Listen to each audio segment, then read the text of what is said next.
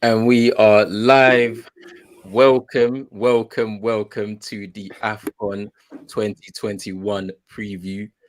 Got my guy Rich from Eagle Eye Football in the building. What are you saying, my guy? Listen, I'm mad excited about this tournament, particularly this tournament, and for very good reason. They tried to play it down, but no, we are here. Come on, We are here. come Listen, on, I'm come on, saying come that on. with my chest until Ghana plays, and then man, that's to humble There he is. himself after that. Hey, it's gonna be sticky, but yes, obviously AFCON starts tomorrow, and we're gonna be covering it. Me and Rich, gonna be kind of co-streaming. So as you can see, if you go on to Rich's channel right now, he's streaming live. You go onto my channel right now, I'm streaming live. So show us some love. Make sure you like the video, subscribe to the channel if you're new coming in here for the first time. Make sure that you hit that notification bell on both of our channels as well, so you know when we go live for the different type of content that we do. But yeah, tournament starts tomorrow. Obviously, Cameroon, the hosts, they kick the tournament off against Burkina Faso. Tournament will be running from obviously tomorrow till the 6th of Feb. That's when the final will be. But yeah, man, let's get into it, man. Let's start off with a lot of the controversy that has happened over the last 3 weeks or so, month. A lot of chatter about whether this tournament should be going ahead because of COVID and the different scenarios surrounding that. Certain players being held back from their clubs, not being released to go play in the tournament due to either COVID or injury or whatnot. But yeah, man, just give me your thoughts on just all that controversy before we start to like dig into the detail of it. You know what I mean? It's a joke. It's a joke. The C19 was more prevalent during the Euros. It was at the height of its powers. And no one said ish. Trust me. No one said beep. Talk. Listen, I'm gonna go in on this proper lap. I'm gonna start mellow. I'm here for this. I'm here for this. So yeah, I'm not in for that. I'm not in for the complaining from club managers and stuff. They're acting like it's the first time this has happened. I think they even tried to move. They moved one of the AFCONs to the summer, which is not physically. It can't happen. You go and stand commentating in 50, 60 degrees heat. Go on, go do it. It's ridiculous. And this is why we have to play it in the winter, because our summers are mad. Trust. It is mad. So look, at the end of the day, this tournament's been running just like, actually no, that's my next bit. Like any other tournament, everyone knows when it is. If you've got a massive problem with it, use your squad. That's it. Simple as, because your African-based players would love to represent their country. Thank you. 100%. I mean, yeah, man. Like, look, I echo everything you say. Look, you see, when the Euros was happening, yeah, I saw full stadiums, Wembley. I saw full stadiums in Hungary. When their teams were scoring, man, were hugging each other. There was no social distancing. Nobody was talking no nonsense, bro. They were saying, "Oh, it's fine. Everyone's having fun. Let's have our drink." Said it in the chat as well. Multiple countries, man. Like, yeah, let me get that comment up still. Yeah, this is what Dola said. Look, like, there's not only did no one say anything during the Euros, but it happened across multiple countries, which is 100% true. Like, I mean, look, like, you know what it is, man. It's rooted in racism. We know this already. Like, this is the reason why we are questioned about the things that we do. Like, fact of the matter is, this tournament has been taking place at this period of time in every edition for as long as we can remember. Do you know what I mean? So why it's a problem now, I have no idea. You know what I mean? The fact of the matter is, sorry, go finish up. I was just gonna say, like, we've got a World Cup this year, right? In November, where the leagues, every league across the world is going to stop. Literally every league is going to have to stop, right? And they're happy with it. And they're happy with it. Everybody was for it. Those federations that have been speaking against this, all these clubs, these managers, all of that, they all said, yeah, it's cool. Let's pause our leagues right now in November for this year, and then them lot are gonna go play their tournament for 6 weeks. They're gonna be away, then they'll return back when they're done. And like, nobody said anything. Everyone took the money, hush, and then kept quiet. So why give us that same treatment? As I said, it's all rooted in racism. We know this. Do you know what I mean? So yeah, man. Like, but yeah, go on. What you was gonna say. Sorry. No, I was just gonna say, I guess the only compliment I can take from this is that us as African players, we're getting the respect that we deserve because clubs don't want us to go. That's the small little bit of a compliment I can take from this. You know, because when you look at clubs now, the bigger players, Liverpool, Salah and Mane. Yeah, Chelsea, Mendy. Chelsea, like when you look at the bigger players going, even for Palace, Wilf, yeah. You know what I mean? Like, yeah, it's true. Their we've top come a long players, way, man. their top players are going to represent their country in January, and then man are saying, nah, we need them back. So yeah, it does kind of show it. That's a good perspective to kind of think of it from that perspective. But let me talk about a few incidents that have happened over this time in terms of surrounding this controversy. So Emmanuel Dennis, Watford. That situation is kind of mad. Him and Ismael Benesir. I mean, Sar's one's a bit different. Like, Sar's injured at this moment in time. So, of course, there will be reluctance from the club to release him for his country because you're wanting to recover. But the Emmanuel Dennis situation is kind of crazy because he's been called up by Nigeria. Watford has said, we're not going to release him. He's saying he wants to go, but then has previously said he doesn't want to represent his country anymore or in this moment in time. Like, talk to me about that situation, bro, because like the way he was being portrayed at first, it was as if, you know, Nigeria requested and Watford said, nah, he's not going. We need him for, you know, we're trying to stay up, so we need him and his goals and whatnot, and he's been on form. Talk to me about that situation, bro, because it just looked crazy to me. It looks crazy. It is crazy. It will forever be crazy. Like, you can tell that there's like a to and fro in between Watford and the Nigerian Federation, in a sense where like they want to push out their narrative. Now, obviously, we've got to look at the player first. Now, if Dennis has come out and said, I do not want to play at this time, I hope Nigeria never pick him again. And such. Well, just just me personally speaking. However, just a personal opinion, I don't think that's what's happened. Watford, unfortunately, are in a tough position right now. Like you said, they've lost Sarr already, who is a very influential player for them through injury. If they're then going to lose Dennis, and they're not looking too pretty in the Premier League right now, then you've got to look at their owners. Yeah. Italian, like, some say mafia-like. Yeah. You know what I mean? Yeah. So they don't care about people's feelings. Like, they sack managers for fun anyway. So I think that Dennis has been told, listen, you're not going. That's what I believe. And if I'm wrong, I will hold my hands up and say, you know what, I'm wrong. But that is what I think. I think Watford have told him, you are not going. If you go, it could be a case of terminating of contract. It could be like, we'll put you to under 23s, whatever. And the one thing African players do, which I give them credit for, whenever they're playing and whenever they're trying to make a step up, they're thinking about making home better. Yeah.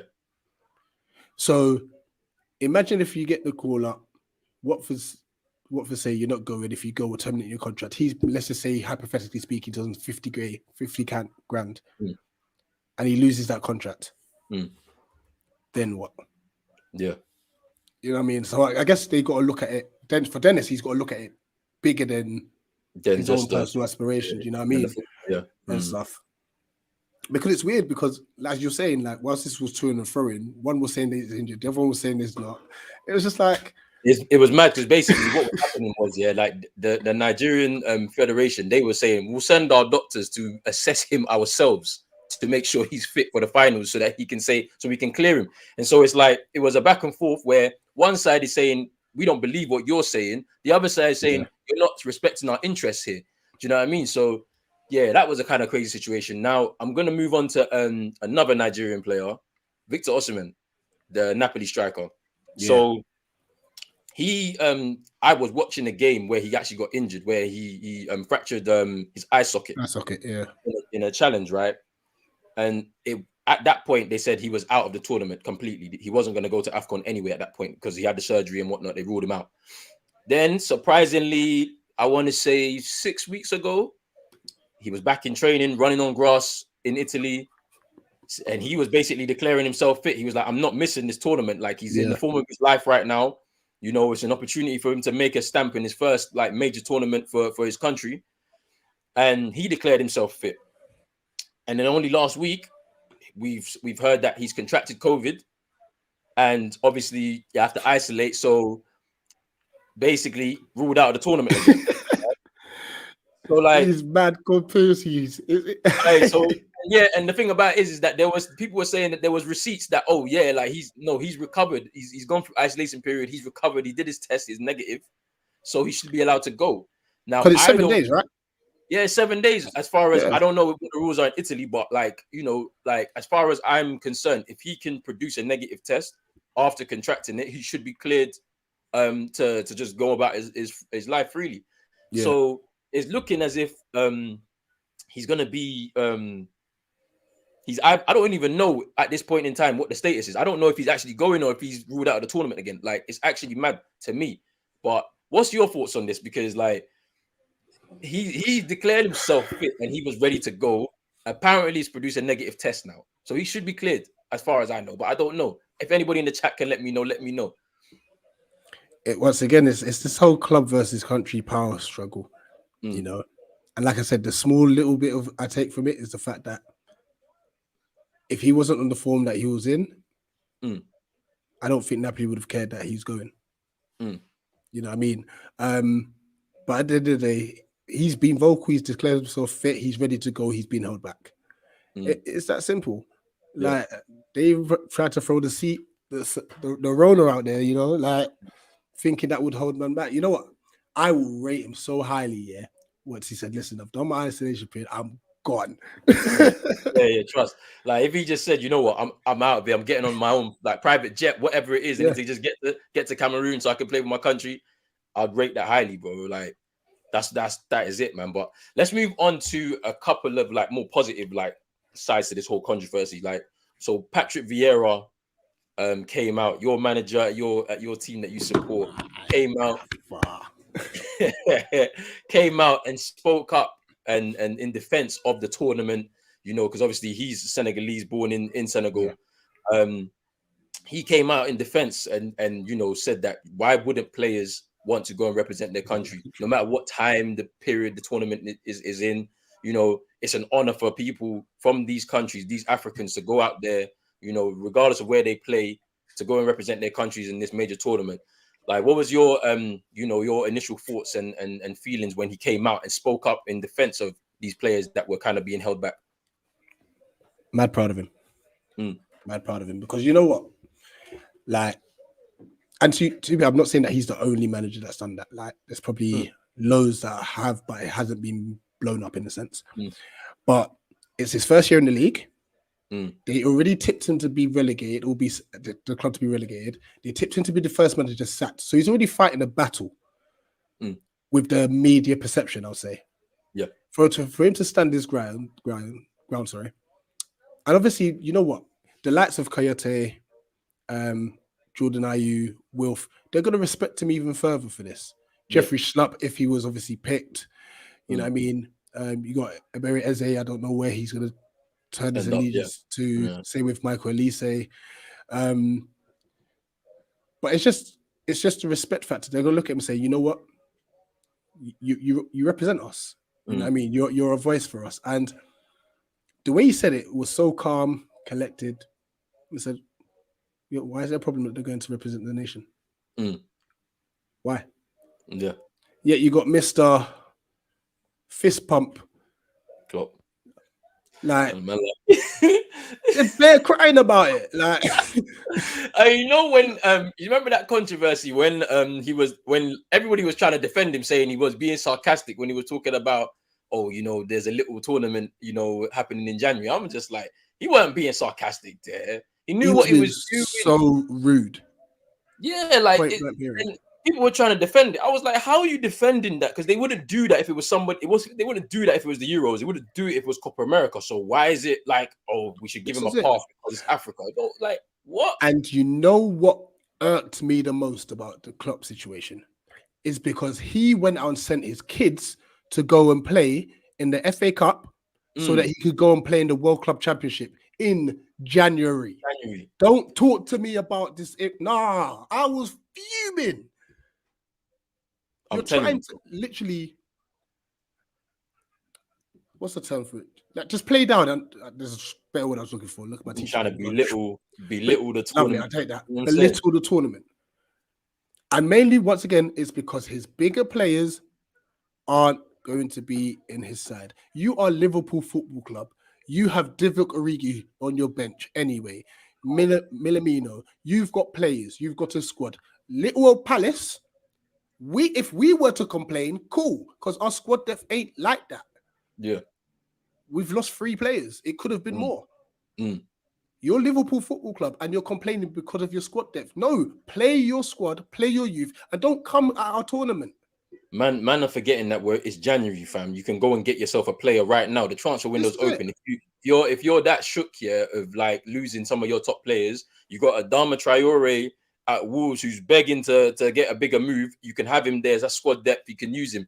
Do you know what I mean? It's just I don't understand. Like, and it's even like you should even bear this in mind that the tournament always gets played in January. So regardless, every 2 years, this tournament is going to happen. So make sure that you set yourself up to have some contingency just in case your players may move on. Do you know what I mean? Like, you know, so it is what it is. But let me get some comments before we move on. Man like Drizzy Des says Ghana and latenesses have no end in 2 minutes late. Relax. We were setting up, man. Come on, but big up yourself for coming.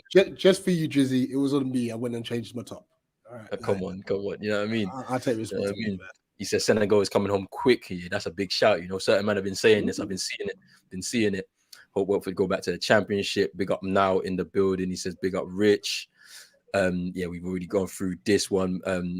Drizzy says Morocco is the Belgium of Africa. I thought country has power over club, or am I wrong? You know what I mean? The way this thing is looking, where it's making it look real funny right now. It's about who's got the most money. Do you know what I mean? More or less. Do you know what I mean? Who's offering the most money? You know, it was about the players and how they perceive it. If they prefer to be representing their country over their club and whatnot. But you know, it is what is. Big up Luke in the chat. He says, "I'm looking forward to this tournament." Dola says, "I can't see any Nigerian turning down a country call up." Hey, so then that means, you know, Watford were doing some funny business, you know what I mean? But like what you're saying is right, because if Victor Osimhen can declare himself fit, regardless of, you know, the status, you know, he's proud of representing this country. He's going to try and do it any way he can. Drizzy says, I hope we never call up Salisu and Afenijian again. They put club over country. Nah, I think they got, I know Felix got dropped from the provisional squad. So they trained prior to the friendly against Algeria, and he got dropped. That one. Let's talk about that. He got dropped from the squad, as far as I'm concerned. Like, so obviously you can only name. I think it was a 24-man squad. There was 28. So yeah, that was what it was. Yeah. And then big up Paul from My Football Heroes in the chat. Yeah, it's a wicked podcast. Go check it out on Spotify. But he says, do you remember watching the whole AFCON on the red button back when they invented digital TV? Yeah, I remember that. But you know, we've come a long way. Sky Sports, you know, like I was doing the Eurosport. You know, I used to be on Eurosport. I used to go and check that out. The coverage was nice. Leroy Rossignol was always there, commentary box. He was doing his business. So, you know, we've come a long way still. Big up Dizzy in the chat. He says, "Come on, Black Stars." Spurs couldn't pull this stunt when Son had an international duty because they know that Asians don't play. Hey, you see, and this is what I'm saying. Nobody's brought this comparison. Thank you for this, because that's a great shout. Asia Cup, happens during the middle of the season, and you already know those countries are like, nah. Them men are gonna go there regardless. There was no talk about Son or nothing. Like, Son's one of the biggest stars in Asian football right now, like, and there was no chatter. You know what I mean? So you're definitely right there. Big up Luca. He says hi. I'm glad the reporter pulled Klopp out on that statement. Yeah, did you see that reaction when that reporter had to clarify what Klopp said? That see, I rate that so much, because stick it on him.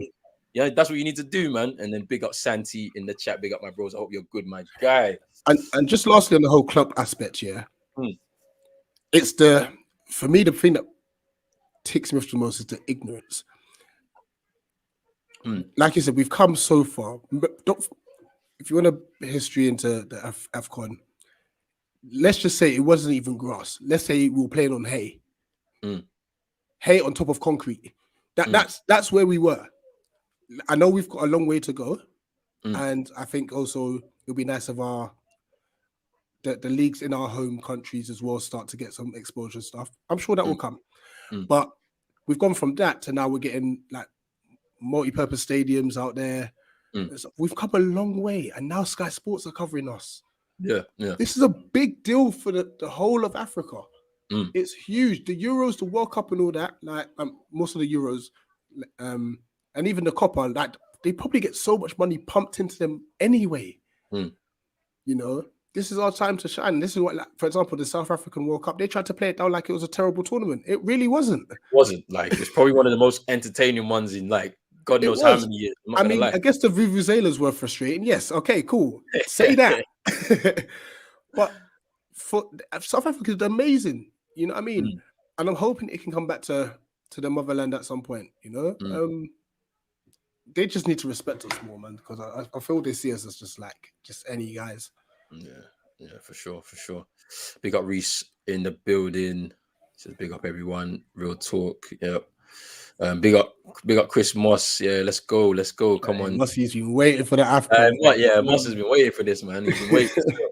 Yeah, seems like the biggest AFCON. CONCACAF got our own Champions League now. Yeah, that's what I'm saying. I mean, we got African Champions League, but nobody talks about it. Do you know what I mean? Like for no reason. I don't understand why. Like, do you know what I mean? But like, there needs to be some more work done there. And on that, how many times have they tried to change the structure of the Gold Cup? Like, I don't even know. Like, it's just, I don't think it's ever happened. Do you know what I mean? Like, it's just, they just leave it alone. Do you know what I mean? But let's move on to the actual tournament now. So, in terms of pre-tournament favorites, right? I've kind of put down a few in it. Like, you can let me know if I'm missing anybody, right? So, I've put Cameroon down simply because it's their home tournament. So, they're going to be in front of their faithful, their crowd, fans, whatnot, their fans. So they're gonna have that extra push. That's a 12th man right there for them.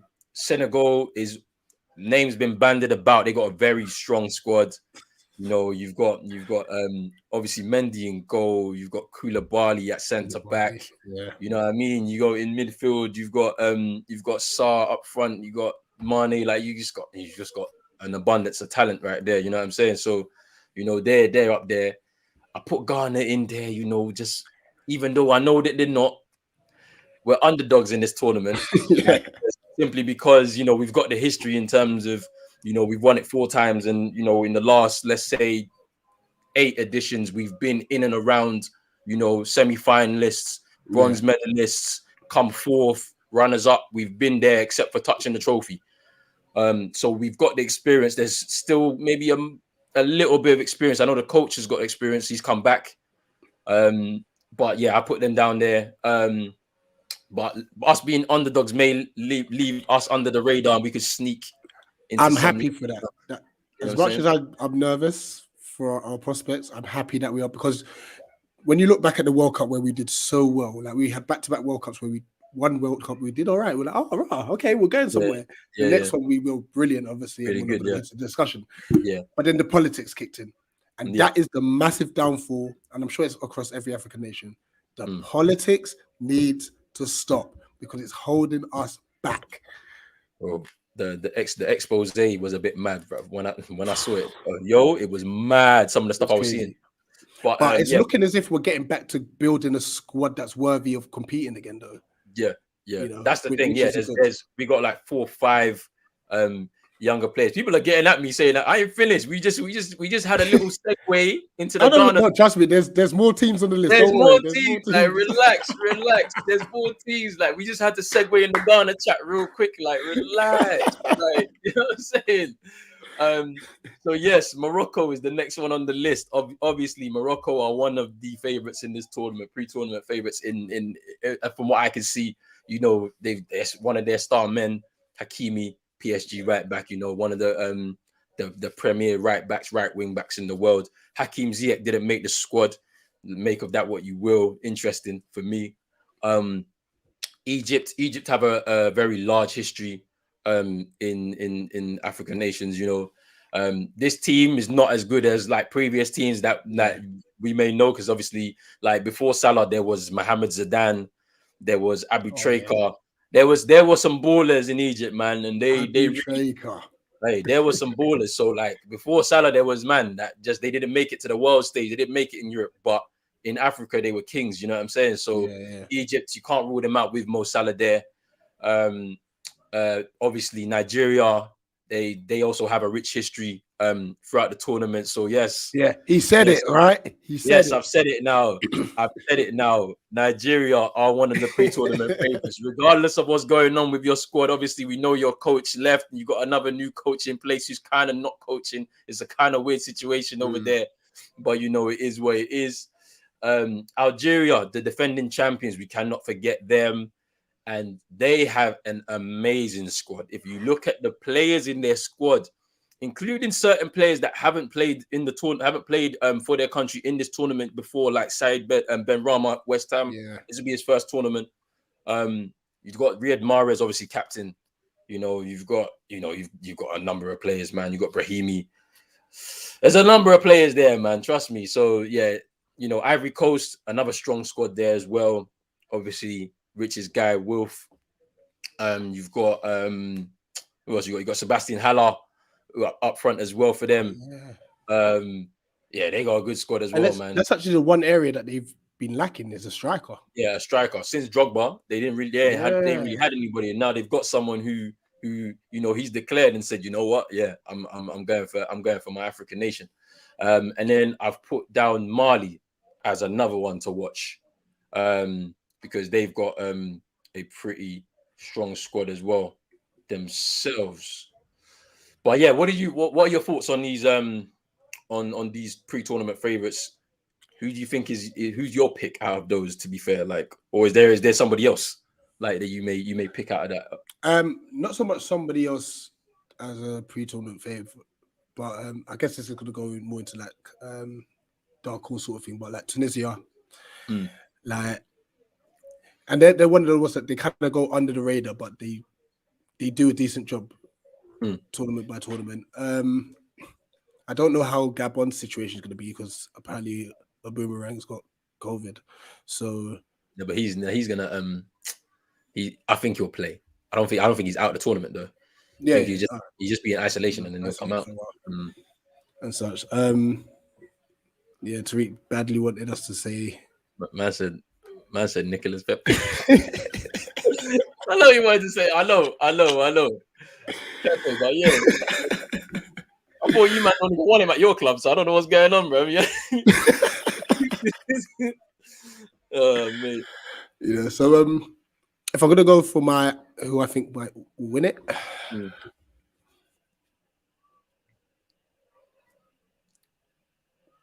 Algeria. I think they'll defend. Well, in terms of myself,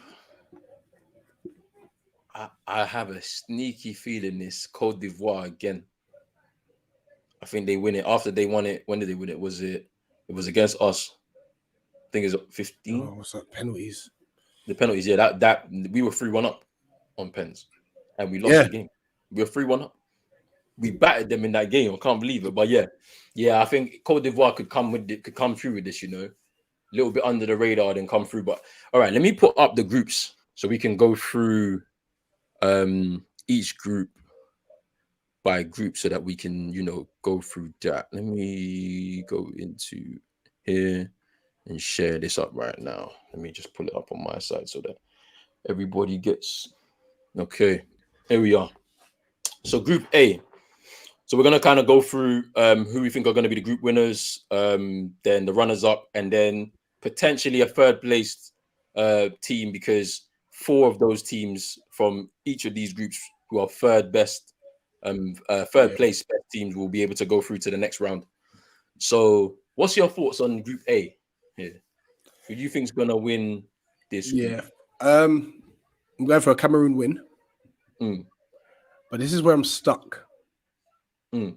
Because you know what, the last tournament that was played, Ethiopia played some very good football. They just couldn't finish their dinner. Yeah. Burkina Faso used to be a problem back in the day. I don't know how well they are now. They got some good young players though. They got Tapsoba from Bayer Leverkusen. He's a good player. Yeah, obviously they got what's his name? Bertrand Traore as well. Villa. Good shout. Yeah, he's there too. So they got some good players. And then they're a good side. They got to They got to a semis. There was a semi once, yeah. And that was a tough game when we played them. Yeah, but they beat us. That's what I'm saying.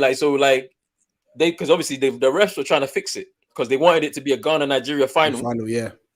And then we didn't take the chances. You know what I mean? It's a bit mad. And that's the problem with us, though. We never do. Yeah, I know.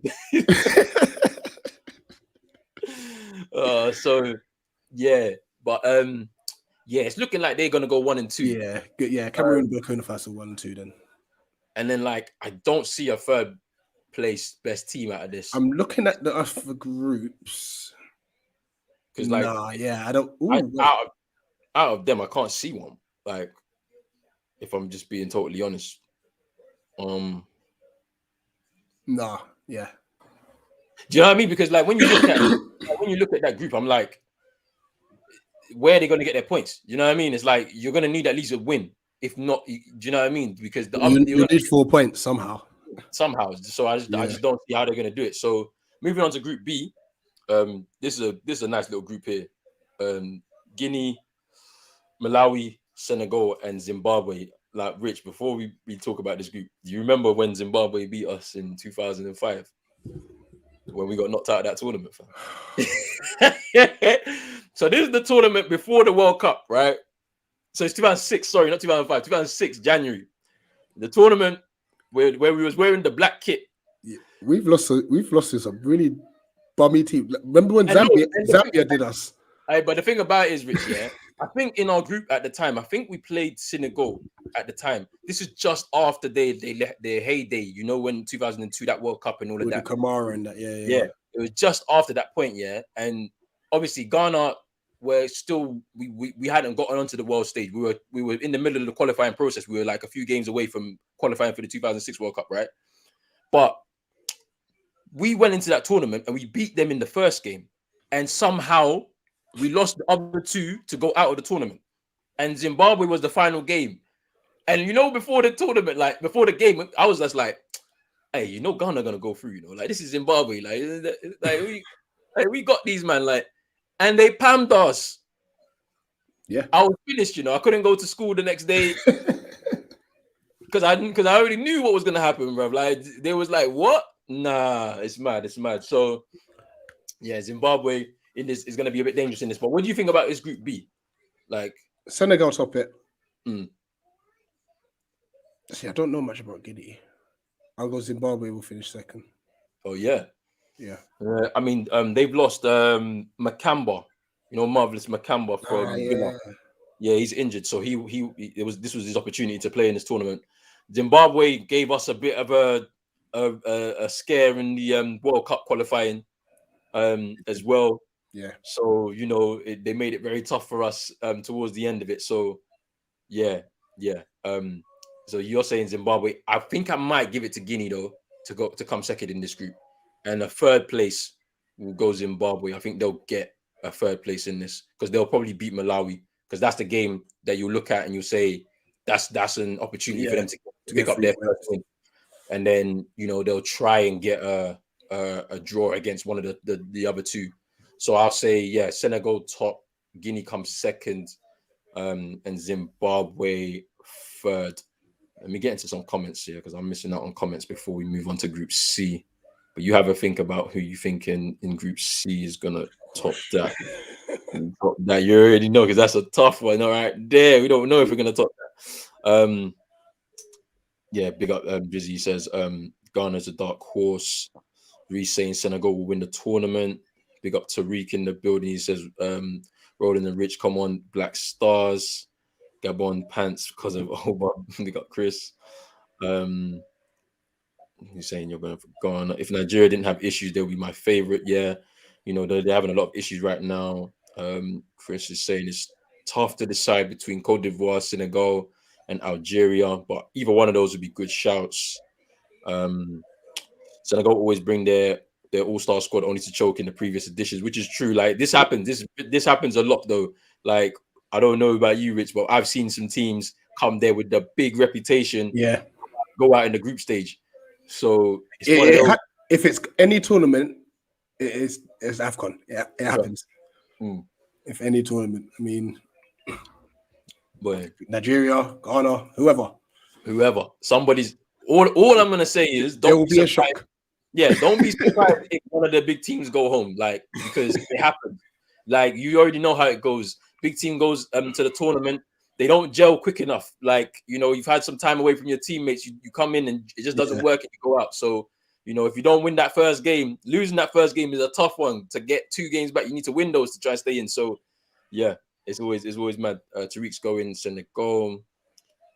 Do you remember Bansay from Burkina Faso? Yeah, I remember him. Big, tall striker for Burkina Faso. Had the blonde kind of dreadlocks, kind of like crazy hair. He was a problem. When he dunks on you. Hey, it's crazy. It's long. That's why I say to Nigeria perennial favorites, but I have no idea. Then with this time around, big up Reese. Football knowledge is different. Hey, look, I just take in information. That's what I do with it. Like so, for times like this, is always good to have that knowledge. Roland's think tank is crazy. I can just about remember what I had for breakfast. Hey, you know what? Hey, you know that's what I'm saying. Like, because I've been watching the tournament for a long time, so I was mad excited to come and do this because, like, when African football wasn't on the map, I was there watching this. You know what I'm saying? And I'm sure a lot of us were there. Like, and it's just now I'm glad that it's getting that kind of global feel. Everybody's talking about it now. Do you know what I'm saying? It's the big thing, and obviously social media has helped us along the way, of course. But yeah. Of course, you have to, and obviously all that knowledge and the stuff I've watched and the experience I've had, I'm glad to be able to put it out right now. Do you know what I'm saying? So that's where it is. Big up Diego in the building. Thanks for coming through.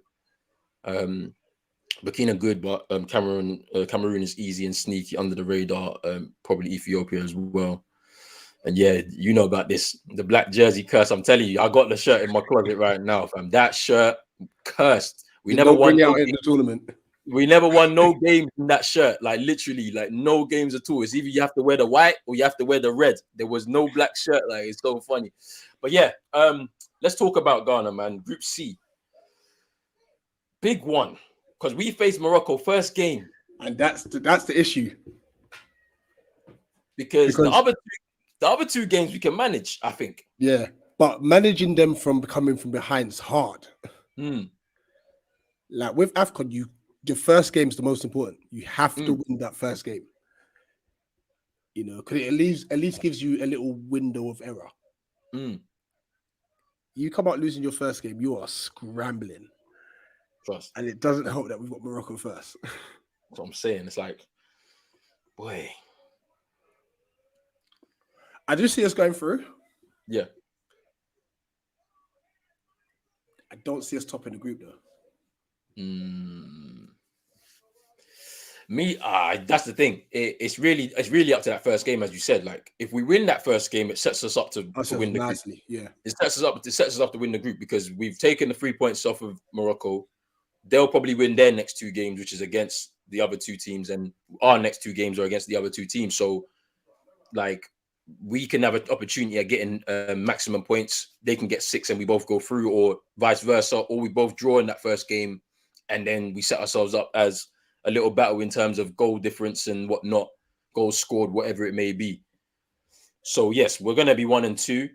I hope so. Let me not jinx it. I hope we're 1 and 2 because you never know. Because one of us could slip in this group, and then all of a sudden, people are spamming you on social media. What happened to Ghana? What happened to Morocco? Do you know what I mean?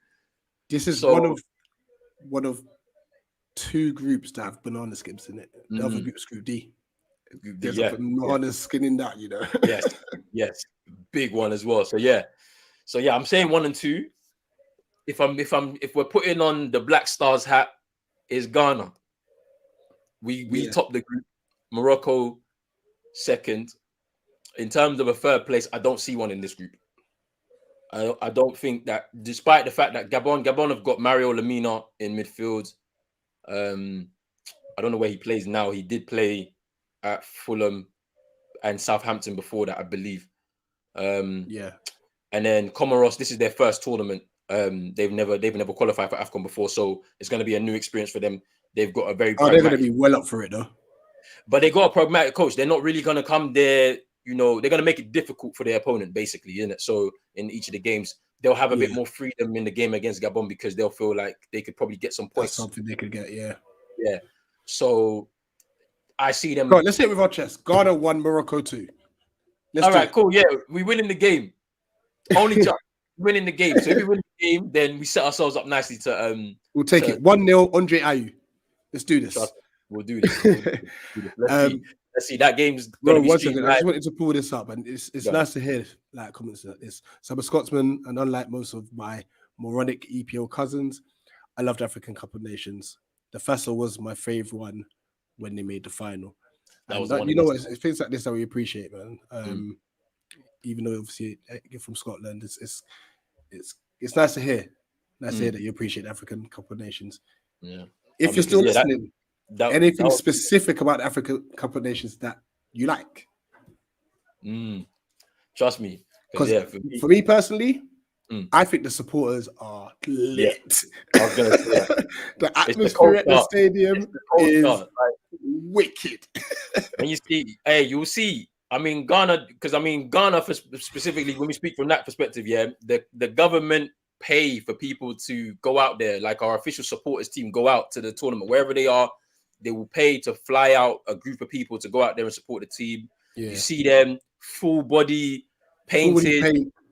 You got some of the people with the pot with the like pot in the head, and like there's fire in the pot, like and then you've got uncle with the belly. Trust me, like man are drumming the whole game, man are trumpeting the whole game. Like you got the women out there, the handkerchiefs flying. Like trust me, like the culture is mad. Like and you see that across all. Trust me, across all the countries. It's a vibe. I'm telling you, all the countries they come together, and that's the biggest thing for me. It's the culture, the fans, like the vibe that they bring, the music, the sound. Do you know what I mean? That's what makes our tournament so unique.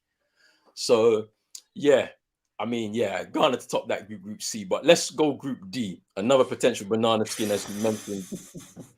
Egypt, Guinea-Bissau, Nigeria, and Sudan. Sudan, yeah. They're troublemakers. Trust me. No, they are. They are. I mean, Sudan, I believe, are former winners in the very early editions, probably in the 50s, if I'm not mistaken. We already know Nigeria's strength in the tournament. Got a strong squad out there. Despite all the drama and whatnot, they have a strong squad out there. There's going to be expectation from their country people to win. Egypt with Mo Salah, world's best player. Could he carry them on his back to lead them to glory once again? Because they have a pedigree in the tournament as well. I think they will go through, but I think they're going through as one of the third best teams. Oh, really? I told you I think there's a banana skin here. I think Sudan goes second. Ooh. That's a shout, you know. I'm just going off of just seeing Sudan in like qualifiers and stuff. They're not a household team. They're not at all. But I've not seen them get battered in a while. I think their first ever like qualifier tournaments and stuff. I know we gave them like a 5-0 side at that. 5-0, yeah. But since then, they've come a long way. They've come a long way. From what I remember, it must have been in that first World Cup qualifying for Ghana when we first qualified in 2006. I'm sure we had them in the group stages. Yeah, and we beat them. Like we battered them because obviously our team was mad back then. And like, since then, you're right. Like they always in and around an AFCON here or there. They'll make a tournament here and there. They'll make it to the late rounds of the qualifying for World Cups and whatnot, but just come and fall short. They're here again. But I'm not sure, man. I'm not sure. But this Egypt team, I'll say, they're not a vintage side. You know, this team is this team is not as good as sides from before. So I mean, I'm not too clued up on Guinea-Bissau. They've probably been to a couple of AFCON tournaments before, but I'm not sure. This won't be their first time. I know that for a fact. But yes, it's got you thinking now, isn't it? Right now, there's gonna be a third place team in this group for sure. Who it's gonna be, I don't know. I'm gonna go Nigeria top. I think they top the group. That and their first game is against Egypt, so that's a big one. So same situation with Ghana too. It's a huge game. Whoever wins that, it gives them the onus to try and win up the group. To win the group. So Nigeria top. I'm gonna go Egypt second, Sudan third place to go through as one of the third best placed teams. But what's your thoughts? What's your thoughts? Yeah, Nigeria, Sudan, Egypt, third place. Like they'll go through as a third place. Okay. Just to touch on Reese's comment here. Sulemana, definitely.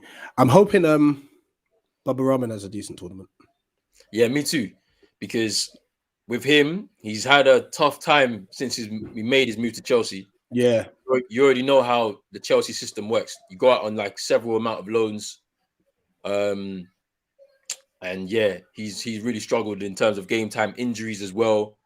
So hopefully we see him have a solid tournament. But yeah, we'll see. There's Sulemana. Kudus Mohammed is not at the tournament. He's in the squad, which is strange, but he's not at the tournament. Ajax wouldn't allow him to go because he's currently injured. So we won't be seeing him in the tournament forming a partnership with Thomas Partey, which is a shame because we've seen his talent in the Champions League. If you've watched Ajax in the Champions League throughout the group stages and whatnot, and he's tipped for a bright future. So it's a shame that we won't see him in this tournament. But hopefully we qualify for the World Cup, so you'll be able to see him later on this year. There'll be something. We'll be doing something around that playoff game when they announce that next month who we face. So should be interesting. Move on. Let's move on to Group E now. In this group, Algeria, Cote d'Ivoire, Equatorial Guinea, and Sierra Leone. Man said, I swear to God, Milo better don't play Jordan. Otherwise, I would play and slap him for that. Jordan's playing. You already know Jordan's playing. Because we ain't got anybody up front like that. You know what I mean? So Jordan will play. He will. He'll play. But, we're Red Devils. I've just started using it, so I'm definitely not 100% used to Twitch, but I'm just getting myself around it. Roland, I don't know if you're on it. No, I'm not on Twitch. I'm not sure if I will be using it, but yeah, you can find us both here on YouTube anyway still. Yeah, so you know what I'm saying? So Group D, Nigeria and Egypt go through for sure. It's a tough call for third, yeah. That's a shout. Yeah. Kamaldeen Sulemana. Plays for Rennes. He's in it over in Ligue 1. Like, he expect him to be moving to a bigger club in a couple of years' time, for sure. Yeah, that's what I'm saying. The next in Billy about injuries. Yeah. I mean, let's hope that he has no major injuries in his career for sure. Watch Comoros. If this happens, I am getting into Tariq's mentions about Obama, young boy.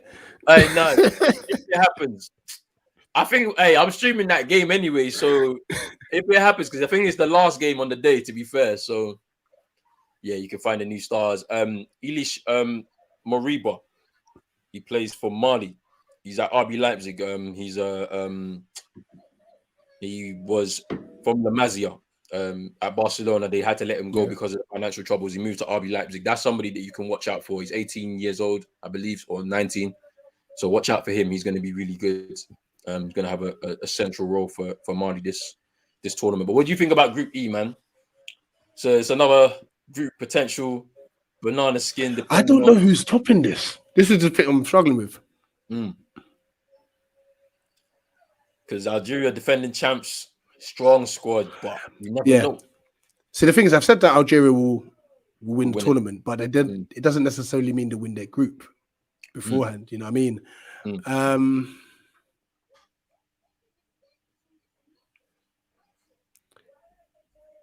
Let me go. We'll go Algeria. We'll go Algeria. Ivory Coast second, Sierra Leone third, and then Equatorial Guinea to prop up the table. They're gonna. I don't see them getting any points. I'll be surprised if they do. The reason why is because they hosted a tournament not that long ago. It was a joint tournament with Gabon. I think it was 2015. I think, if I'm not mistaken. It was 21. It's about 2015. It's about 7 years ago. But so they hosted that tournament. They got to a semi-final, bro. And Ghana, that was the tournament that Ghana. So we beat them, and then their fans were so pissed off, that they ran onto the pitch and delayed the game. So Ghana slapped them. It was like 3-0. We had 85 minutes to go. Instead of them to take their beating like 10, their fans started to storm the pitch. And like it delayed the game for about 10 minutes. And then we scored anyway. We scored a fourth to kill the game with the added time as well. Like they just couldn't accept the fact that Ghana were the more superior team. Do you know what I mean? So it's like, those men are jokers. It's so funny like how they were. But you know what? They need to start getting some more of the African celebration on like FIFA and that, boy. It's so funny. It's the vibe, bro. I'm telling you. Choreographed. That's what we're gonna see throughout this tournament still. Literally. Yeah. But like in this group, I'm gonna go Algeria top, Cote d'Ivoire close second. They may draw their game, I think. I think it'd be too tough to call, that's what I think it is. And then I think Sierra Leone will come through as one of the third place best. So I've picked three already. So there's one more place, and that will come through Group F, I believe, as well. So Sierra Leone will take that third place, and we'll get through to the next round, in my opinion. But Guinea-Bissau have a lot of players playing in Portugal. Yeah, they do. But we're going to go into detail in terms of some of the key players to look out for. So keep them coming through in the comments still. And also we're going to drop a link as well towards the end of the show for you guys to come in, have your say and thoughts. You might have more confidence in Nigeria than Nigerians. That team were eating pounded yam last night. Hey, look. But this is AFCON. You see, look, I put up a video on Twitter. And I was like, what are you man expecting? They're not going to be eating pasta and baked beans. No, they need to be eating egusi. They need to be eating eba. They're going home. Stuff. Because they need to be ready, because this is AFCON, man. People are going to be flying at you. You know what I mean? So, Maria plays for Guinea, not Mali. Sorry. My bad. But, So, it's going to be interesting. Big up Manchester Mania. Big up. I appreciate the sub. Yes. Rich is on his way, boy, to that thousand subscribers marks. It's creeping up slowly. Slowly. But last group F. Definitely strongest. It would take one of them to take it. But Group F. Gambia, Mali. Something. Baked beans ain't helping you. Pasta and all of this stuff. No. Man need to be eating. Look, the Ghanaians need to be eating the banku. They need to be eating the gari. They need to be eating all of that, bro. Like, because they need that.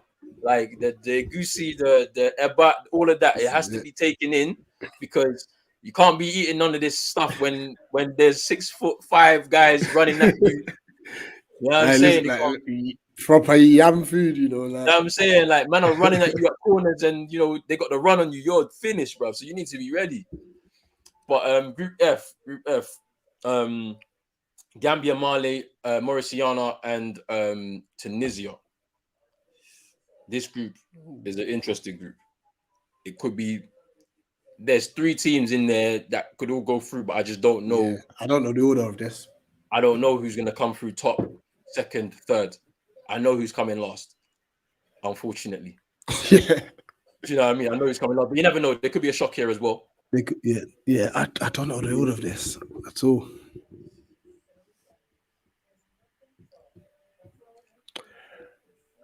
Right, I'll stick my neck out. I'll go Mali top the group. Tunisia second, Gambia third.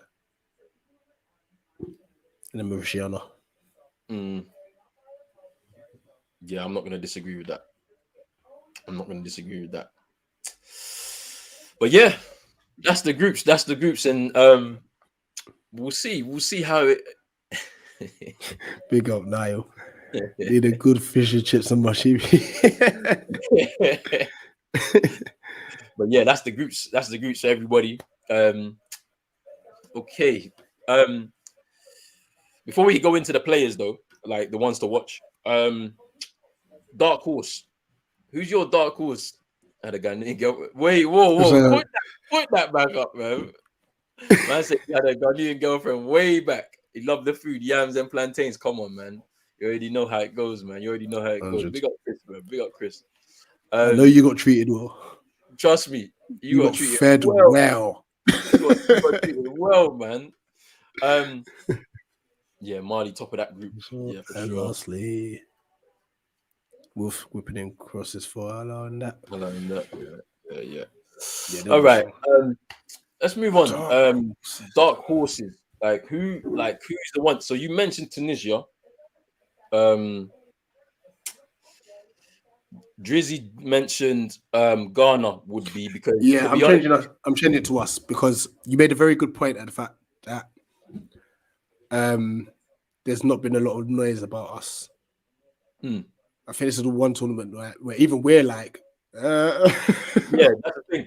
Every other tournament, bar this one, I've been chest. I'm like, we're gonna win it. Calling out Nigeria every day. Every day. Everybody was like, see us outside, we're ready. And then we don't do it. Like we even fall short. So I mean, right now, you could say I like the fact that we're underdogs. I love it because we're under the radar. If we get through our group now, and the way we can get through is if we get that first result against Morocco now, it sets us up so nicely for the rest of the tournament. Do you know what I'm saying? So, do you know what I mean? So I'm dark horse. Reese going Mali. He thinks they might be a dark horse in there. Man, like big up Clock Talk in the building. Hope you're good. 100%. Hope you're good, man. I think thanks for stopping through. I'm timing out this comment. I'm sorry. I'm not you're coming on AFCON settings to bring this blasphemy. What's this? Bro, man said plantain is plantain for us, bro. You know what I'm saying? But, you know, it is what it is. Yeah, Drizzy goes, Ghana is dangerous when we are underdog, which is true. This is the whole thing. I like the fact that we got the underdog status right now. So no one's expecting much from us. So we can quietly get to that semi-final stage, and then it's like, oh, okay, the expectation is back on. You know what I'm saying? So we'll see. Yeah, we still have one, Jonathan Mensah, centre back for Columbus Crew.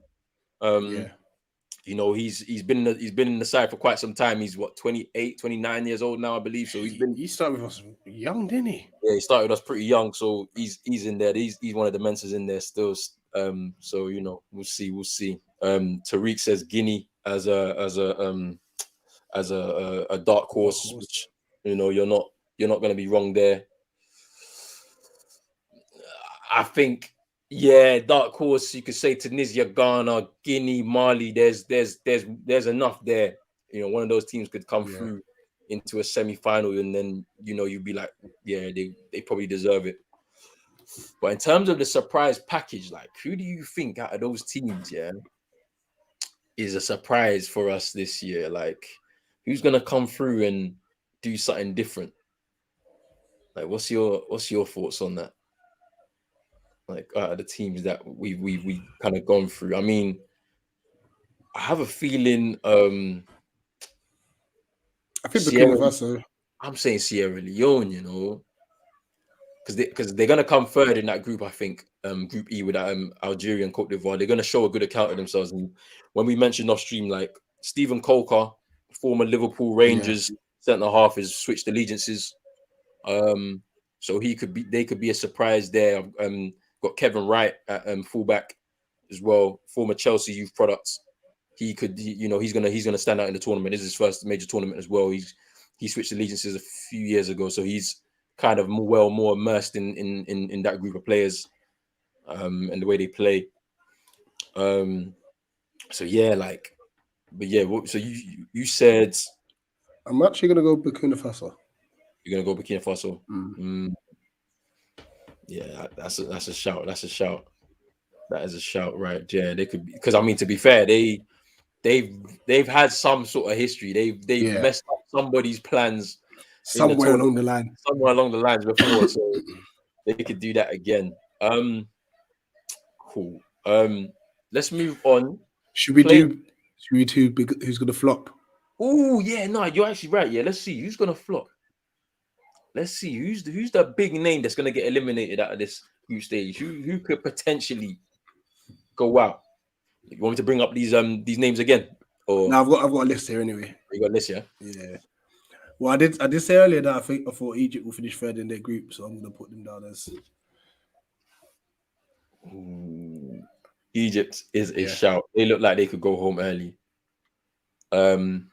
Reece in Nigeria could go home early. I mean, amidst all the controversy, yeah, that's a shout. They've changed coaches literally just before this tournament. They sacked their coach. They brought in a new one. Potentially, that could mean they could be going home. Yeah, there's just too much mess around them. I mean, like I said, they're gonna do. I think they'll do well in the tournament, but the controversy, as you said, could be the reason why. If there's gonna be any reason they go home, it'll be that. There's just too much mess around them at the moment. Certain people have said, Senegal could go home early. There's a lot of big names in that group, but they could go home early, saying that they're not as good as what people think they are, and this, that, and the other. Yeah, but we'll see. Because Nigeria could blow it, but I could see Egypt looking good, then getting knocked out in the playoffs early. True. Players to watch. I mean, I've got a list here of players from each country. Pretty much, there's a few countries that I'm not too well versed in their players, so I won't know. But let's start off Burkina Faso. So there's Bertrand Traore, Aston Villa player, and then Edmund Tapsoba, who I mentioned before, Bayer Leverkusen player as well. Those two are going to be the standouts in that team. I think. Yeah. I mean, Traore coming back for Villa is huge for them as well. He's been out. I think he must be injured, because I've not seen much of him this season. I'd swear, the last game I watched. The last game I saw him play against. I think it was against Chelsea. He played.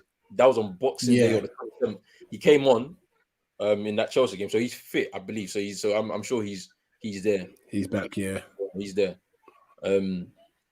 So those two players. Tariq says he has been injured, but I'm sure I've seen him return from injury over the last couple of games for sure. So that's going to be interesting to see him. This is a shout. Wait, what was that?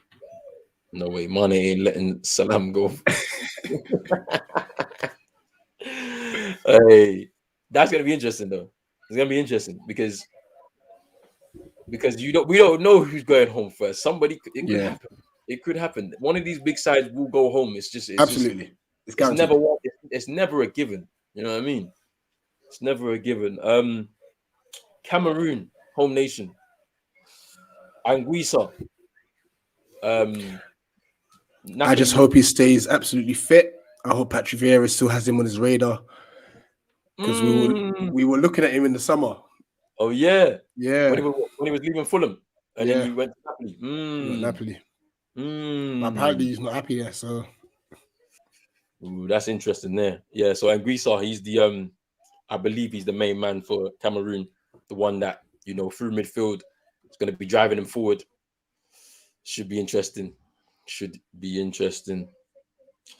There's also Wisa. Is he from Brentford? Yeah. Brentford striker. Yeah. So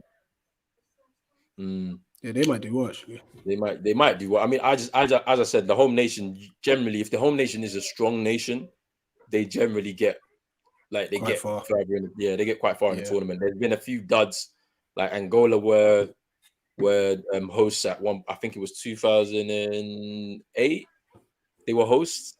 They got to maybe the last 16 stage and then went out.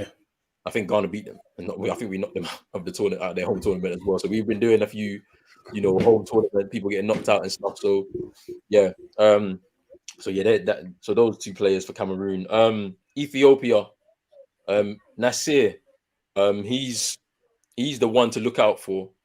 I think he's going to be he's going to be pretty difficult to deal with. He's a winger.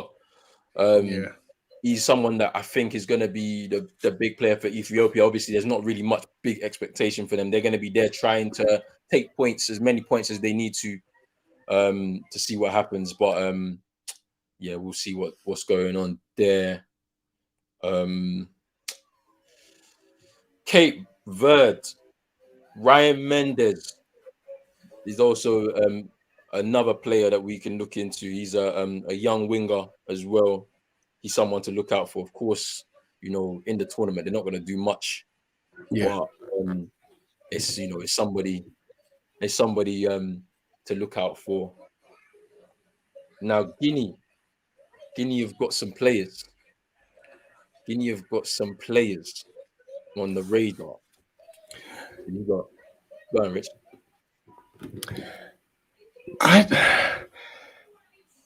As much as they do, they just flatter to deceive. So I'm not too sure. I'm not too sure with Guinea. Let me just pull up their full squad. I mean, look, obviously you already know about Naby Keita, who I feel like performs better for Guinea than he does for Liverpool. Yeah, that's my opinion. Because he's just got more freedom to kind of move about in that midfield. Like he can do more. He's on the ball a lot more. Do you know what I mean? So we can actually see a bit more of his technical ability. Do you know what I mean? No, absolutely. I'm kind of trying to merge this with like a surprise package as well, and such. Hold on 1 second. So,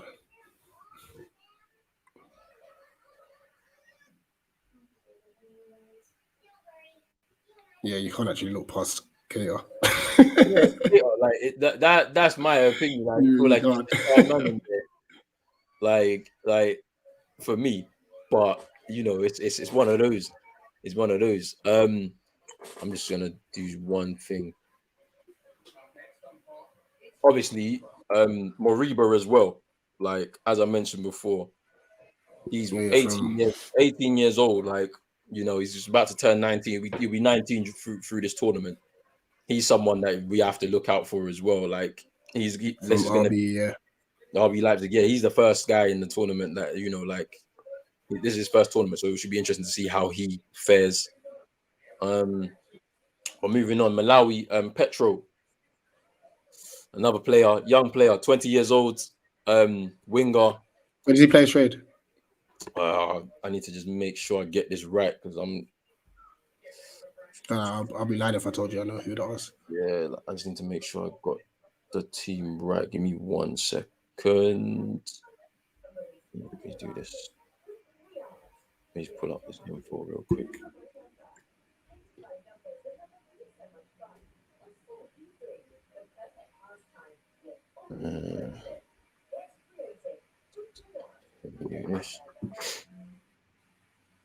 Yeah, he plays for Sheriff. So the Moldovan club, innit? That was in the Champions League for the first time. Beat Real Madrid, yeah. So yeah, he was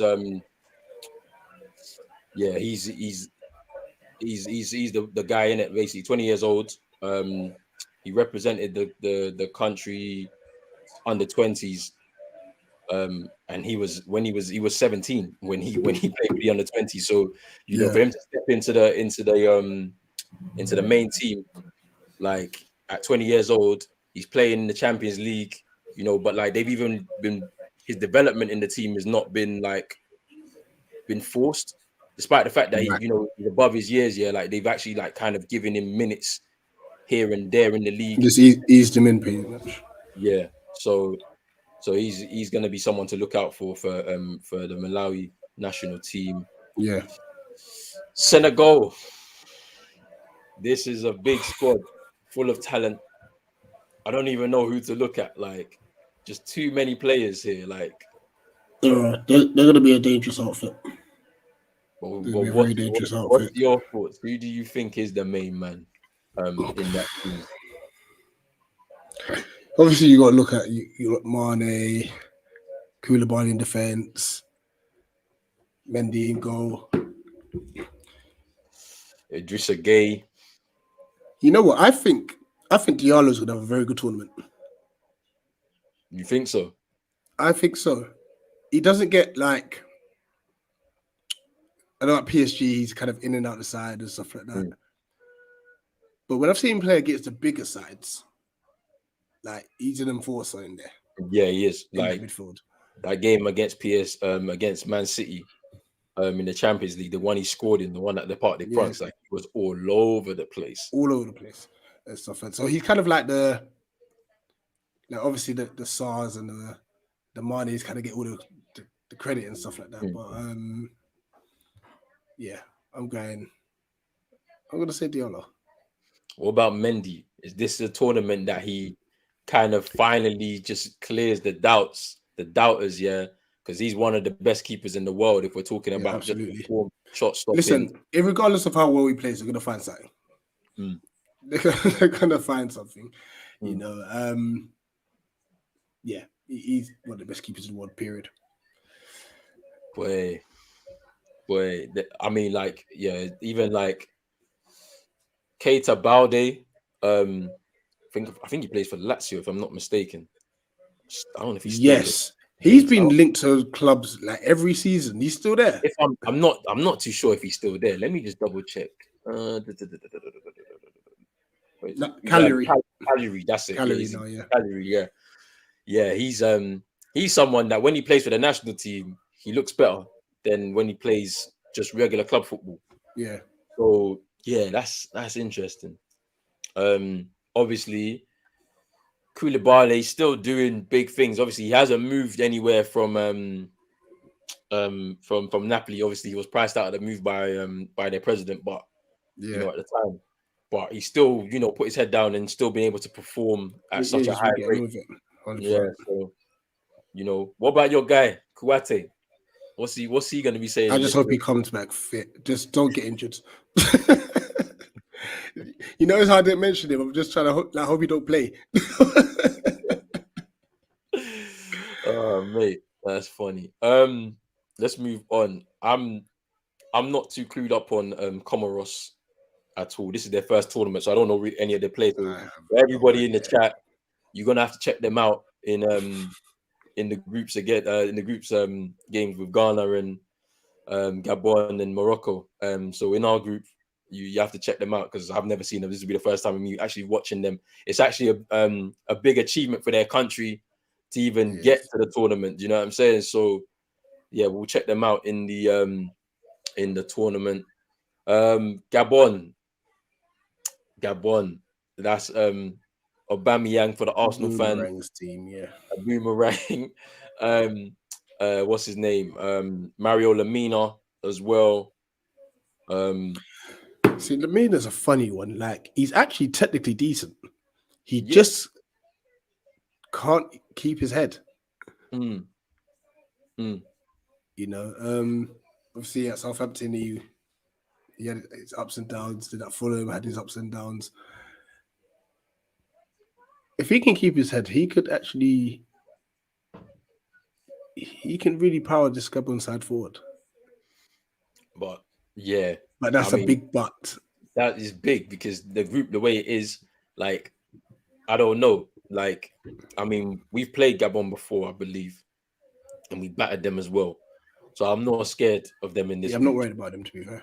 I'm not worried about them. So I don't know how much the rest of the team is gonna fare. with those two main guys in their team, are they going to be looking at them to, push them forward? I don't know how it's going to kind of work out for them still. Let's talk about Ghana a little bit in more detail, man, because our squad, it's a young squad. We have, I believe, out of the 24, 17 are making their tournament debut. So, that's an interesting factor here. That's why we have to look at ourselves as underdogs. I'm gonna pick out a few names for you, and then you just kind of run through. So, Andy Yadom, Reading, right back. This will be his first major tournament. If he plays, because I don't know if the coach prefers him, but if he plays, this will be a good opportunity. He's a very solid footballer, can get up and down from right back, and he can defend well. So, what do you think about my man? I worry he won't play much. I worry he won't play much. Just looking at this squad, because as much as it's young, I don't think we're really blessed in the sense of, especially with our coaches, we kind of just pick what we know. And this is why I'm actually surprised that Schlupp wasn't picked, even though I know that he hasn't had the best of season and stuff, but normally that's what we do. We just go and pick the players we know. And we still got Andre Ayew, like doing bits for us. Like he's like 50. You know what I mean? He's been in the team a long time. But yeah, big up Isaac. Isaac's asking why Schlupp wasn't called up for Ghana. I mean, he hasn't played. Has he played much for Palace this season? Just recently. But that's more so because obviously the McCarthy injury, then Gallagher got a bit of an injury, Coyote had to isolate. So that's kind of brought him into the side. I mean, to be fair, like Schlupp's played well in a Ghana shirt. Like, he's performed well. But I think injuries have hampered him a lot. Change of coaching and management also doesn't help, to be fair. Yeah, so, never does. like sometimes you can miss out because of the fact that, he's not there. But yeah, to be fair, Ayew's been playing well. Hopefully he carries that form into the AFCON. And the real Giannis, Avram Grant is not our manager, and thank God he's not, because he was a nightmare logistically, admin-wise as well. We couldn't play games in certain places, like we couldn't go to Dubai to do friendlies because he was the manager. You already know the kind of situation surrounding that. But yeah, Milovan Rajovic is the coach. He's come back after his first spell. So it's going to be interesting to see how he fares. But we've got, like I said, it's a shame Mohammed can't make it, but you got Partey, you got Idrisu, Sulemana. I know a Slater, Ayew a lot as a Palace fan, but he's been brilliant the last month and stuff. So hopefully he can find the back of the net. Yeah, hopefully he can. Midfielder Edmund Addo also plays for Sheriff. He played well in the Champions League games that Sheriff had. You'll see a lot more of him in Europa League when that restarts back up in February anyway. So he's been called. He got his first call up, I believe, in the friendlies. Well, not the friendlies, the qualifiers. So he's now made his debut for the country, and this will be his first major tournament. Yeah. And obviously we spoke about Ramin at the start. It's a huge tournament for him. It's a huge tournament for him. Daniel Amate, who had an amazing game against Liverpool for Leicester not too long ago. This is going to be a big tournament for him because he's been doubted a lot by a lot of like Ghanaians, as well as the supporters of Leicester City as well. Yeah. So I expect him to start at right back ahead of Yadom. And this is why I didn't think. Yeah. So that's going to be interesting. I would start. It doesn't sound like a bad backline at all. No, the backline doesn't. Yeah, the backline I have no issue. We got Joseph Wallacott. He's the number one. It looks as if he plays for Swindon Town. Yeah, so he's the number one, and he's been solid since coming into the side. So he was actually called up by the previous manager, and then he's literally been in goal literally from then. And it's good to see, like, you know, somebody who wasn't born in Ghana, you know, integrate into this team very quickly and trying to build up an understanding with the defenders in front of him to be able to try and perform. So this will be his first major tournament. We've had debutants do very well in tournaments previously. I don't know if you remember 2008 when the tournament was in Ghana. Rest in peace, Junior Gogo. If you remember, he scored, I think, 4 or 5 in goals, in that tournament. And you know, Junior. that was He's just out there bullying. Bullying guys. Like that tournament, you got to the semi-finals. We all thought, yes, we're gonna make it. I think, who did we get knocked out by? Was it Cameroon or was it Egypt? It was one of the two. Probably Egypt. We lost to Egypt quite a few times. Yeah, so in that period, you know. I don't think it was Egypt in that game. I think it was Cameroon at home. Then we ended up facing Ivory Coast, Cote d'Ivoire, in the third, fourth playoffs, and we beat them to come third in the tournament. Yeah. So, Junior Gogo, he made his debut in that tournament. So did Andre Ayew, which was surprising because he was 17 at the time. And he got put into the side at the semi-final stage, which is very strange. The manager at the time, Claude Leroy, if everybody knows about him, put him in there. But talk to me about that tournament, that 2008. What was your memories about Ghana in that tournament, man? Because it was a good tournament. It was, and the problem with Ghana and tournaments is that I've only really had negative recollections. Yeah.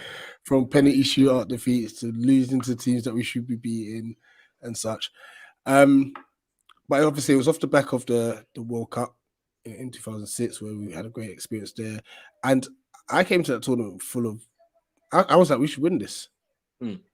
We should win this. Yeah. We didn't.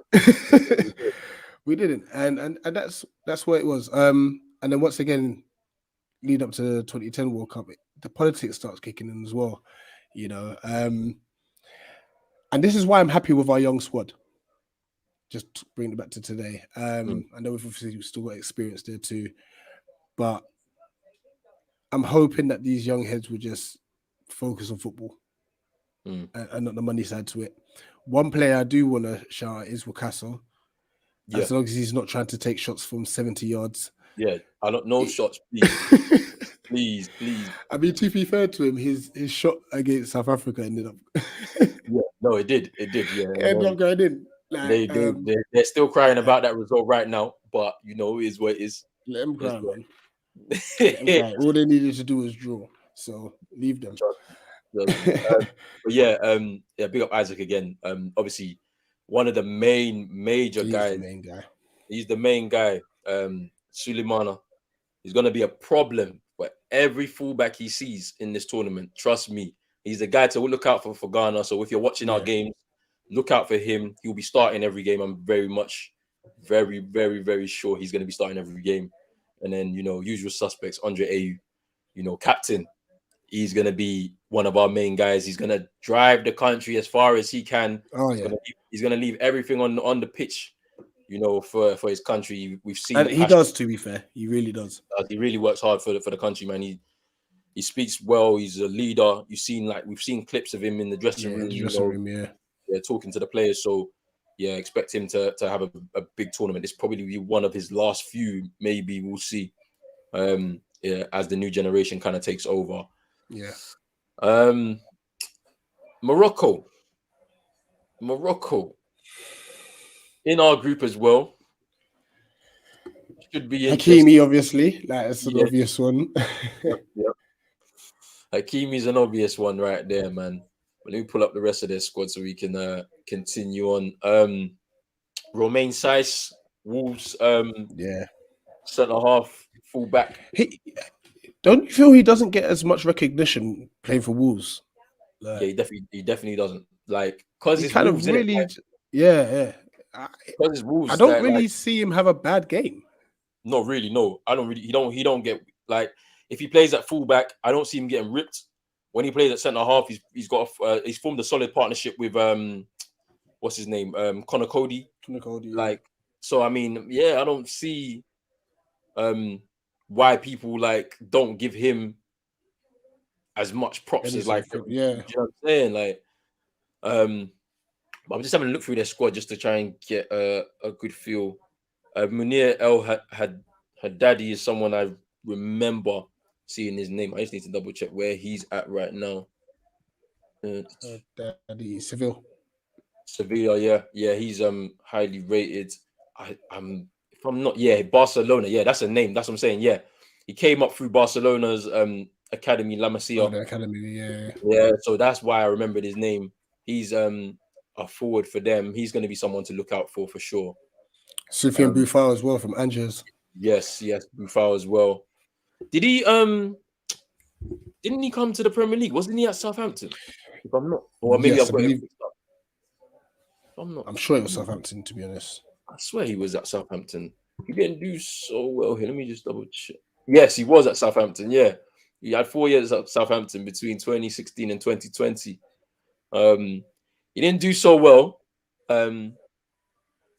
at Southampton from what I saw of him, but you know, this is a tournament for him to kind of stake his claim. And then Yanis is saying and Nasri. Nasri as well. Let me just double check to make sure I remember who this guy is. He's also at Sevilla as well. Yeah, so those are the guys to look out for. Ed, we'll big up Edna. Saying that Osimhen's joined the team. Oh, so he has joined the team. Okay. Big up Edna. Happy New Year to you. Happy New Year, Edna. But yeah, okay, that's good then. It's good that he's there because you need him because we've seen Igalo and all of this stuff going on. Yeah, you guys need him. So yeah, no, that's good. That's good to see. For Egypt, there's only one man to talk about here, man. That's Mohamed Salah. You know, as I said, this is not a vintage Egypt side. If you know your AFCON history, they've had better players. If I'm being totally honest, actually, yeah, better players, better squads. You know, so but Mohamed Salah is the only guy you can really look to, really. And if he's not firing, the country's not going to do well. Simple as, to be honest. You know, we talk about Mohamed El Neni, but apart from that, I don't really know anybody else in their squad like that. Yeah. Let's move on. Nigeria, their squad, big tournament for them. Big expectation. Yeah, you know what? Because you know how like Ivory Coast kind of rose into like prominence. Edna, where do you think they're finishing in their group? Because I got slated a second ago. I saw Drizzy was like, mute his mic. I think they finished third. Yeah. And I'm not saying it's because Sudan are any good. I'm saying it's just Egypt will be bad. Yeah,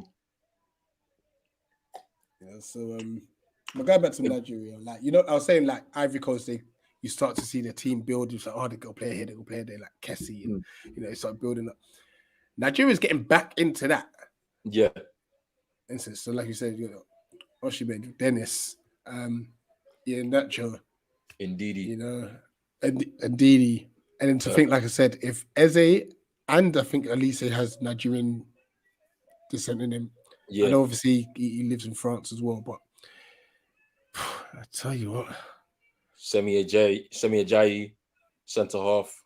They're gonna be a problem. Who else have they got in here? Joe Aribo, plays for Rangers, midfield. Oh, he's quality. He's quality. So yeah, he's someone to look. Samuel Chukwueze, winger for Villarreal. Yeah. He's gonna be a problem. He's gonna be a problem as well. He's a good player. I see him nicking a move in the summer.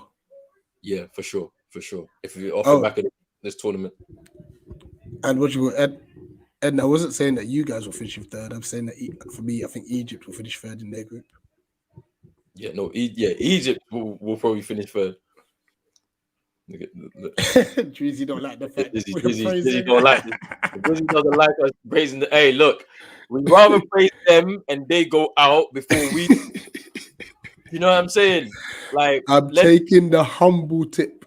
That's what, yeah, I can't come out here with chest anymore, bro. Like, when I'm seeing 17 of our 24-man squad are making their debut, I'm trying to chill, you know what I'm saying? Man say we need to revoke your Ghanaian nationality. Chill, bro. Like,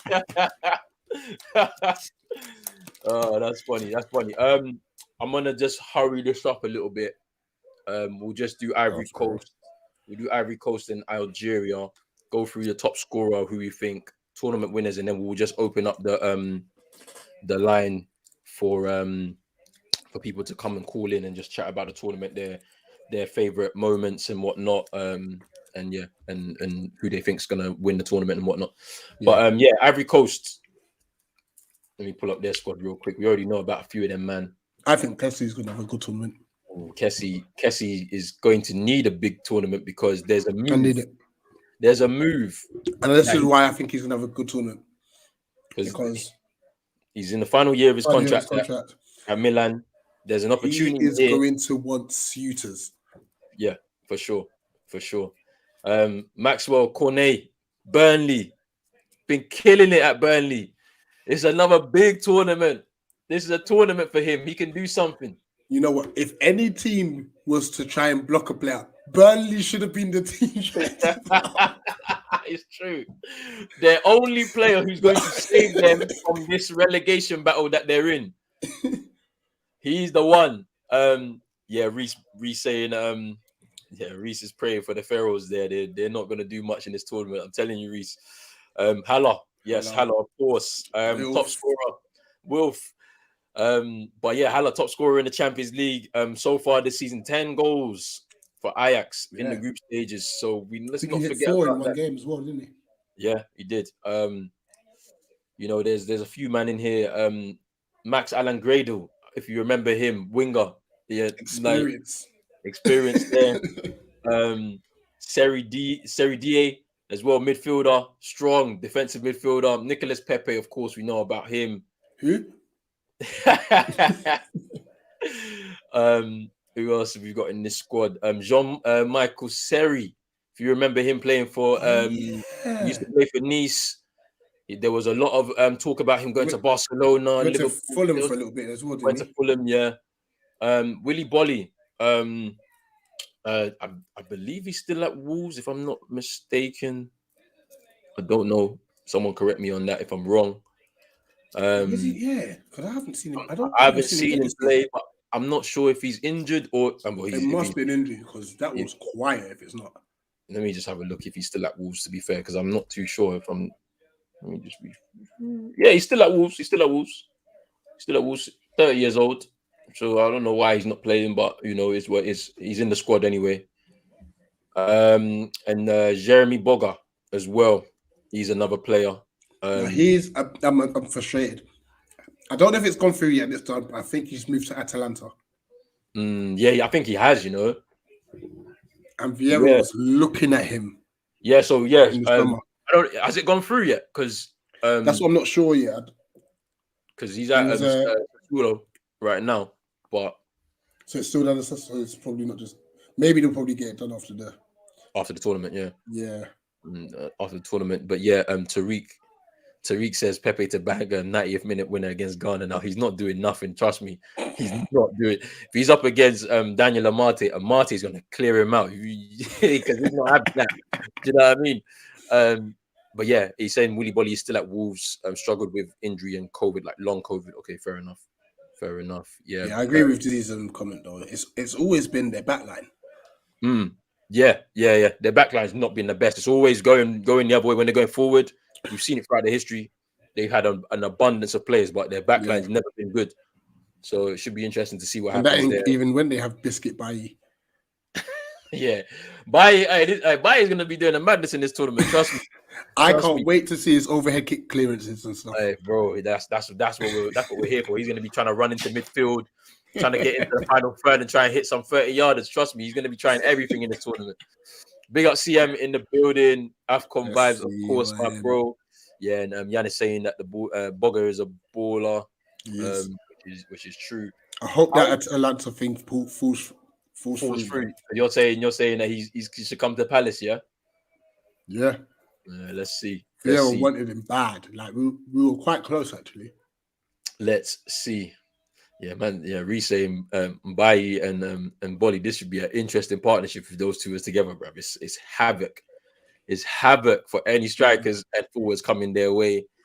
I heard they're allowing 5 stars. I hope so. I hope they do allow 5.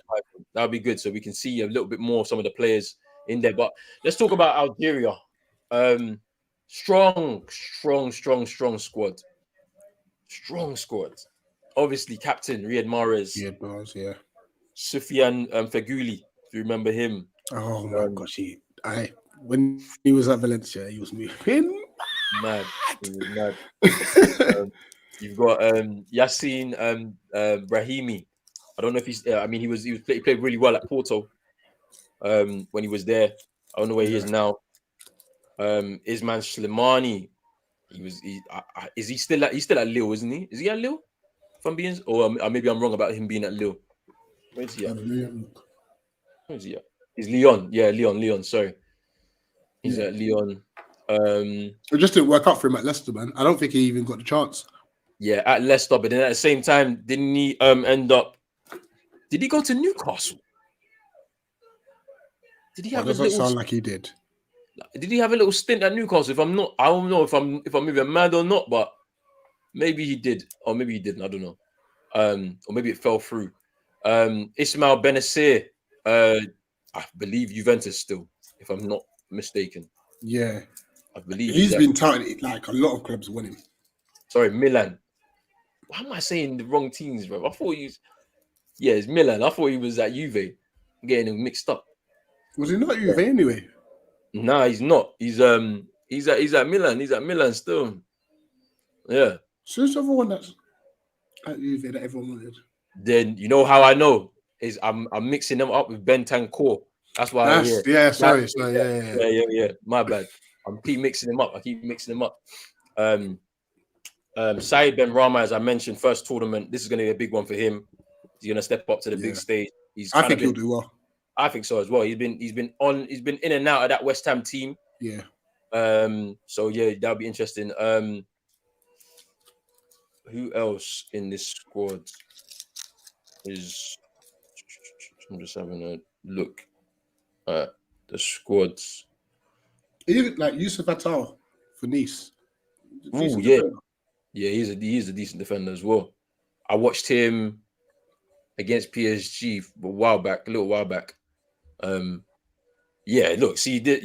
Yeah, he was on loan at Newcastle. I'm sure he was at Newcastle. Yeah, I'm sure he was. We got Tariq saying he's Jamaican. That's why he's getting them all mixed up. I don't know where you Jamaican, so you probably Ghanaian. You know what I mean? That might be in the get it right. It might be, bruv. Ancestors might be there, fam. I was just saying, get it right. It's not way around, my G. Start calling you Kwame from now on. You know what I'm saying, fam? You know what I'm saying? What day was you born, bruv? We'll give you the actual name, bruv. You know what I'm saying? I'll just refer to you as that from now on, bruv. Let's move on. Top scorer. Who do you think is going to be the top scorer, bro? Now that I'm hearing Oshiman's there, I'm going to go Oshiman.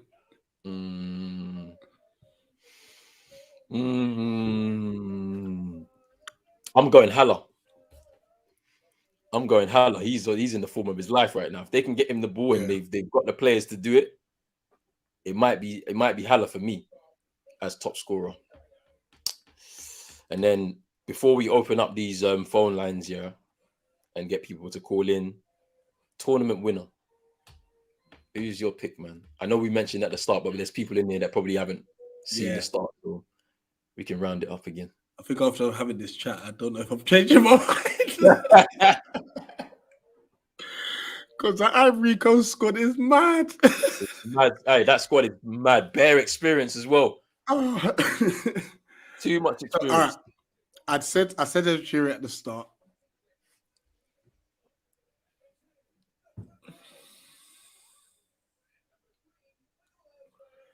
I'm going to change, and it's only because of Edward Mendy.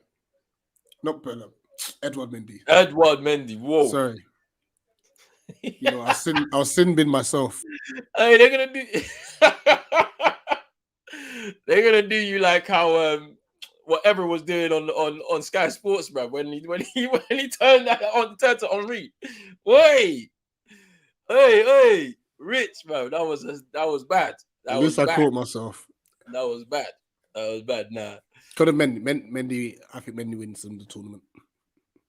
Okay, keep up them clean sheets. Keep them clean sheets for Senegal.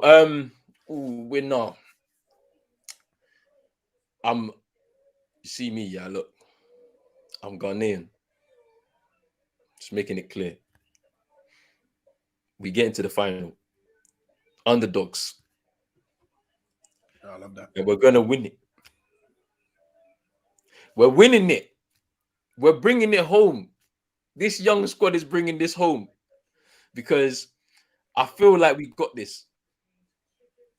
I'm not jinxing it though. If we go out, don't banter me. I'm sorry. I gotta back my country, man. We got this. We got this. Forget all of this. You know what did I don't care what you got. You can bring Niger. You can bring Cote d'Ivoire. You can bring Senegal. You can bring Cameroon, Egypt, Morocco. I don't care. I don't care. We've got this. We've got this. I'm telling you. How many years of hurt? When was the last time you won it? 58? I believe it was. We got this. Look. He's saying in Jesus' name. Amen. Hey, Jesus says, "Ghana win the." Hey, I'm moving mad. You're never gonna hear. I don't care, bro. Like you will hear about it for the rest of your lives. I'm telling you. But yeah, we're gonna open up the lines right now. I'm gonna put. This has been a good discussion, you know. No, it's been good. We nearly locked in 2 hours, but we got some time right now. I'm gonna definitely go and get some food after. I'm gonna have time to eat still. I ain't gonna lie, but I've dropped. Don't tell me you've got to watch along after this. No, watch along. No, I'm going to sleep. I would have said. No.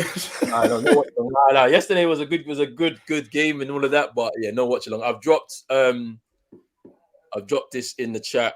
The link to come through, so you know, just come through, give your thoughts, so that we can just chop it up about who do you think is going to win the tournament. Top scorers, any memories from AFCON previous tournaments that you've seen before. Like me and Rich have kind of gone back and forth and given you a few of our memories and whatnot. So, which tournament was it where they said that they accused of black magic? There was a chicken foot on the goalpost. Oh, this is gonna bug me. Is it 2010? Is it 2010? I don't have the brain like you do. I can't remember, boy. I can't remember. I ain't gonna lie. But yeah, guys, the link is in there. Hit that link. If you want to come through and just chat about AFCON, who do you think is gonna win the tournament? Top scorer, any memories that you've had as well. I'm gonna add recent. Yo, big up Reese. Big up Reese. What are you saying? Big up. What are you saying, Reese? You good? All I'm saying is, if Ghana get knocked out in the group stages, yeah, I want to see you wear the Nigerian top for the whole tournament. Yeah, I don't want to hear nothing. The whole tournament, every stream, I want to see a Nigerian top. Somebody needs to give me Reese. The disrespect on Egypt, boy, has been mad. But you know what? I take it still. But I'm not even Egyptian. Hey, but Reese, the reason why is because look, this team ain't the team though. Like people lay deep in it, yeah. Like the team. What I'm gonna say to you, Rich, yeah, when they won in 2010, I don't know about you, but I didn't know anyone in the Egyptian team. Yeah. Yeah, but the way they was playing was mad. That team was hard, bro. Yeah, they were. They were cold. Like this team right now ain't nobody. Like it's only Salah. Like so. Nah, real talk. Ain't no one coming out here wearing no Niger jacket. What do you think this is? Send me the Niger. Hey, send me the Niger top, bro. I'll wear it, bro. I don't care if we get knocked out. We ain't getting knocked out though. I guarantee it. We ain't getting knocked out, bro. All right, don't delete this video, you know. Serious, keep it up, bro. But bro, who do you think's gonna win the tournament, man? Like, what's your thoughts on the tournament as a whole and whatnot? I think Senegal, man. I think they're the team to win it, man. Personally, I think the players that they got, I can't really see many people. I just think when it comes, I think like the latter stages of the group, that's when you kind of see the real quality of the team in it, and I think they've just got it. You know what I mean, but I don't know, man. It could like you lot said, there's so many good teams, man, and there's so many teams that can just come out of nowhere. Do you know what I mean? Like if a team plays well together, unified, anybody can win, man. Yeah. And you're right in saying that there's many good teams, and that's why. So at the start, I was saying, the profile of the African Cup of Nations is just getting bigger and bigger because we're getting more and more African players. One, playing more in Europe, obviously where the bigger leagues, and two, actually deciding to represent their nation and not like a Belgium or France, like how it's been in the past, So it's looking good. It's looking good for us.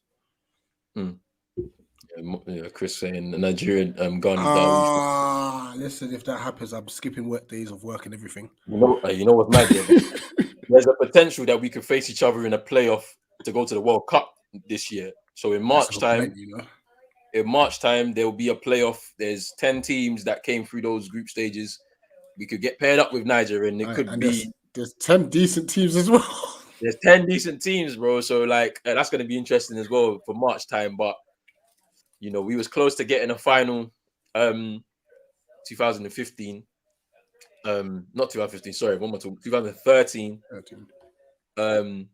When Nigeria won it, we were very close to having that Ghana-Nigeria final. That was what it was being set up for. That's when the referee was moving mad in the semi-final against Burkina Faso. Gave us penalties that weren't even penalties. Offside goals to Burkina Faso that we know weren't offside. So yeah, it's mad. And yeah, so that tournament was actually, it was a back-to-back. Yeah, I mean, look, Tariq saying 2012 Zambia. Another semi-final where we had a penalty, and Asamoah Gyan, I remember I was in uni, fam. I was in uni in my library watching this game on like a laptop. And we got a penalty within the first like 10 minutes. And Asamoah Gyan missed. Boy, it's a madness. Big up Edna in the chat. All right, just quick question, yeah. Who do you think is going to be the player of the tournament? Sulemana. Yeah, Sulemana is going to be the player of the tournament, man. I'm telling you, like, if you've not seen him already, I guarantee you. It's the most cold. I guarantee you're going to see him in this tournament. Like, he's electric, very quick, he's very skillful, can play on the left or the right-hand side. I'm telling you, for Ghana, Sulemana is the guy, trust me. Like, he's going to help us a lot. Like, fullbacks are going to get cooked. But yeah. Edna. Good evening, Edna.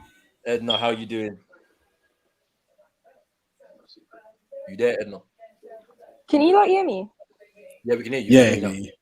Oh, yeah. Happy New Year. Happy New Year. It's been a while. What you lot saying about Nigeria? Niger. Come on. For the world. I'll behave. Niger. We're getting to the final. You know what? I'm actually gonna back us to win it. Like, I'm actually going to the final, and fingers crossed to win it. I'll put it that way. To the final and fingers crossed. I think we got to the semi-final the last time, and we just messed it up. At that point, I think it was to Algeria. Yeah. And we just messed it up right there. But I feel like this time, I think we can get to the final with hopefully Ian Shaw comes in with the form. Osimhen is back in. I don't know what's going on with Igalo, but it looks like his club didn't release him. So we're just gonna have to hold on to those two to actually do something. But I feel like we can get I feel like we can get to the final, to be honest. They changed the coach, even though I don't think the coach was really the problem. But I can see us like really going to the final, really getting that far in the game. And what's your thoughts on the Emmanuel Dennis situation? Well, it's for me. It's both ways. If there was a deadline, Nigeria should have met it. To be honest, if there's truly a deadline, they should have met it. But I feel like the club could have just still let him go. Still, they could have just said, "All right, you can go." Because I mean, come on. If it wasn't an African country, wouldn't they let him go? They will let him go regardless of the deadline or something. But in both ways, Nigeria, we too, I cannot sit down here and make it look like Nigeria too. We too, we know how to do something in a very good way. We can be very corny with our shit too. So it's the same way. There was a deadline, follow it. And still, even if there's no deadline, at least try to speak with the club and see if you guys can still find a way to bring him in. Because I feel like I think I heard the player wanted to go. So they could have just found like something to do in between just to make the club see that, oh, all right, we do need him. Allow him to come by, I guess. I don't know what happened in there, but Watford could have really, really released him if they wanted to. If they really wanted to, they could have released him. But hey, he didn't go. There's nothing we can do about that now. So I'm just happy to see him. Honestly, the one person I'm excited to see is Victor. That's the one person I'm excited to see, For us, I'm not really sure about what's his name now for Everton? The Arsenal boy. Oh, he will be. It will be. I'm not really 100% with him. So we'll see how that goes. Maybe with the new coach, they will be able to, do better with the new coach. But yeah, I kind of see us going through. Hold on. I'm looking to Nigeria, Algeria, Cameroon. I don't really think Egypt is going anywhere, to be fair. I know Salah is on form and all that, blah, blah, blah, but this ain't Premier League. So there's no a little tackle and then the referee will blow for penalties or some shit like that. Nah. So this is where is that nonsense? He just come to just switch his top like that. Where's this?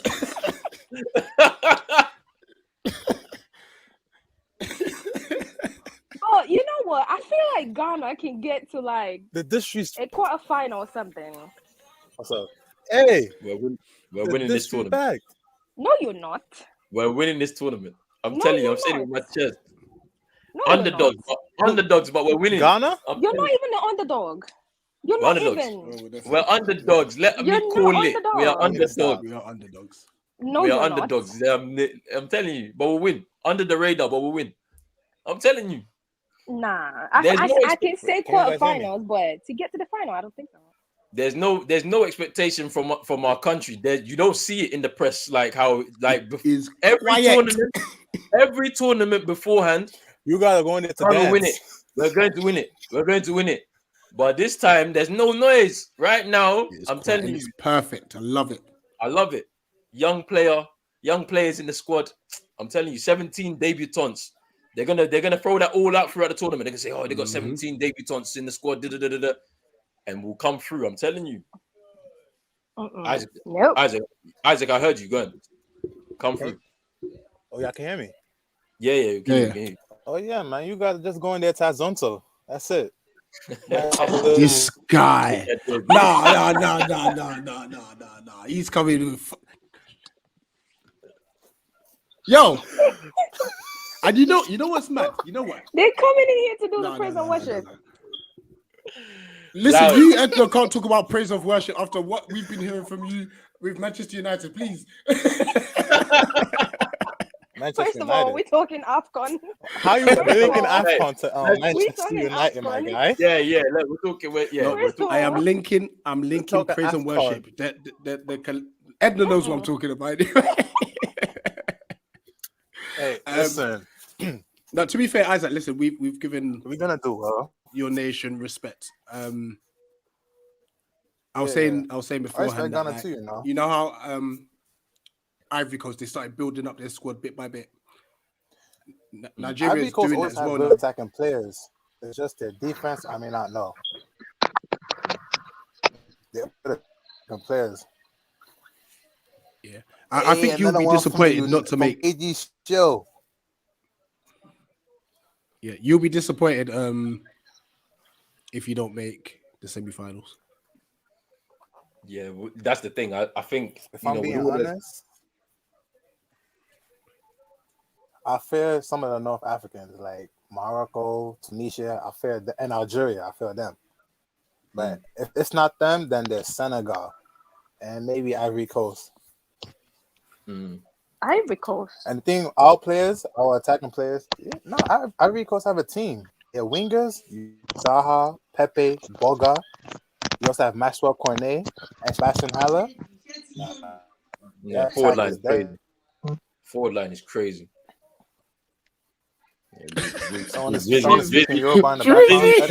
Nigerian internet connection. Hey, Niger, please, what's going on? Hey, Rich, they got doom soil. First of all, let's not do that. First of all, they got doom soil. That's why this is going on.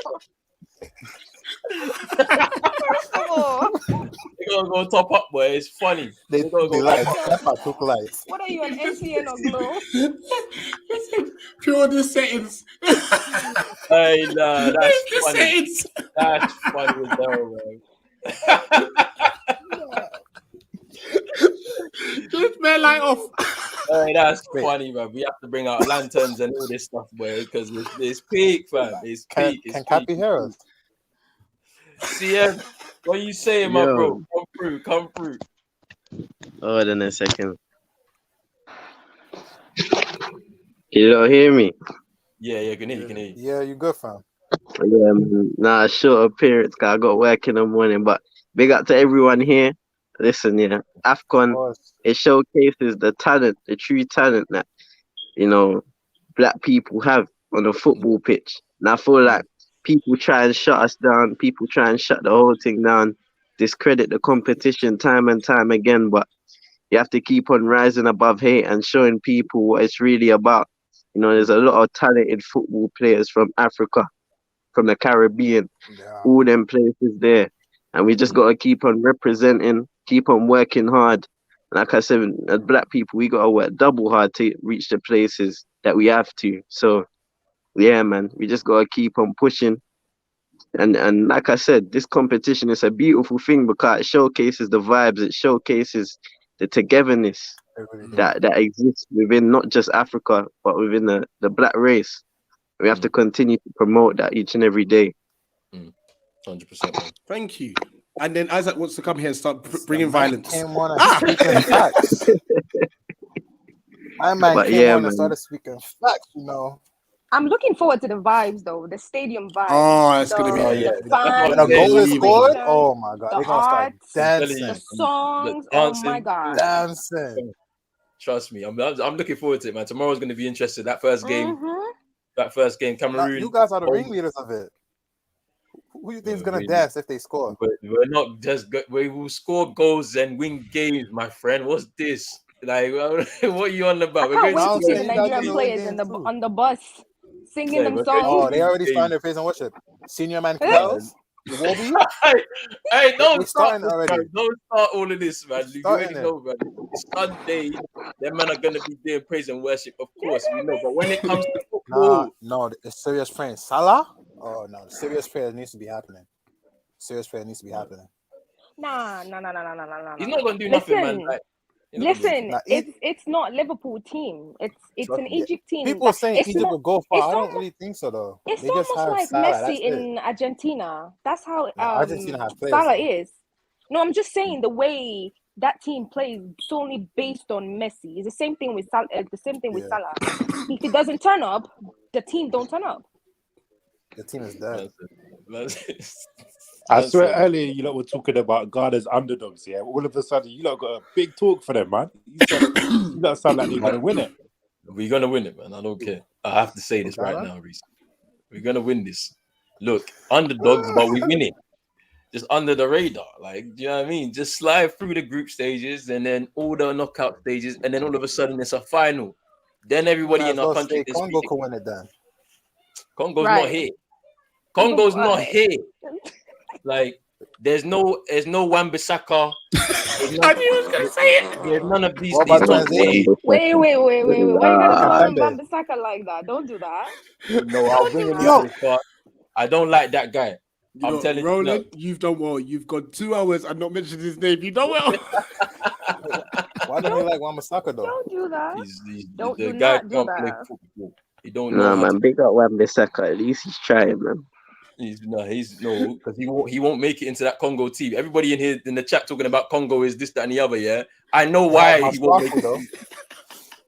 Big up West Ham. They got some guy. They got Masuaku. They got Chancel Mbemba. They got players, man. Let's do this, man. Come on. Congo are players, fam, but they just play for Europe though. That's true. Lukaku and them, man. Yeah. Wait, where's Dreezy from? He's gone in. This is Caribbean. He said he even spelled my name wrong, but it's all good. He said talk. He said talk. Look, the final may happen. Dreezy today talk. I feel like for the final, a North African team will be there. I don't know, Morocco, man. Algeria, one of them will be there. But who knows? Tunisia is a dark horse too.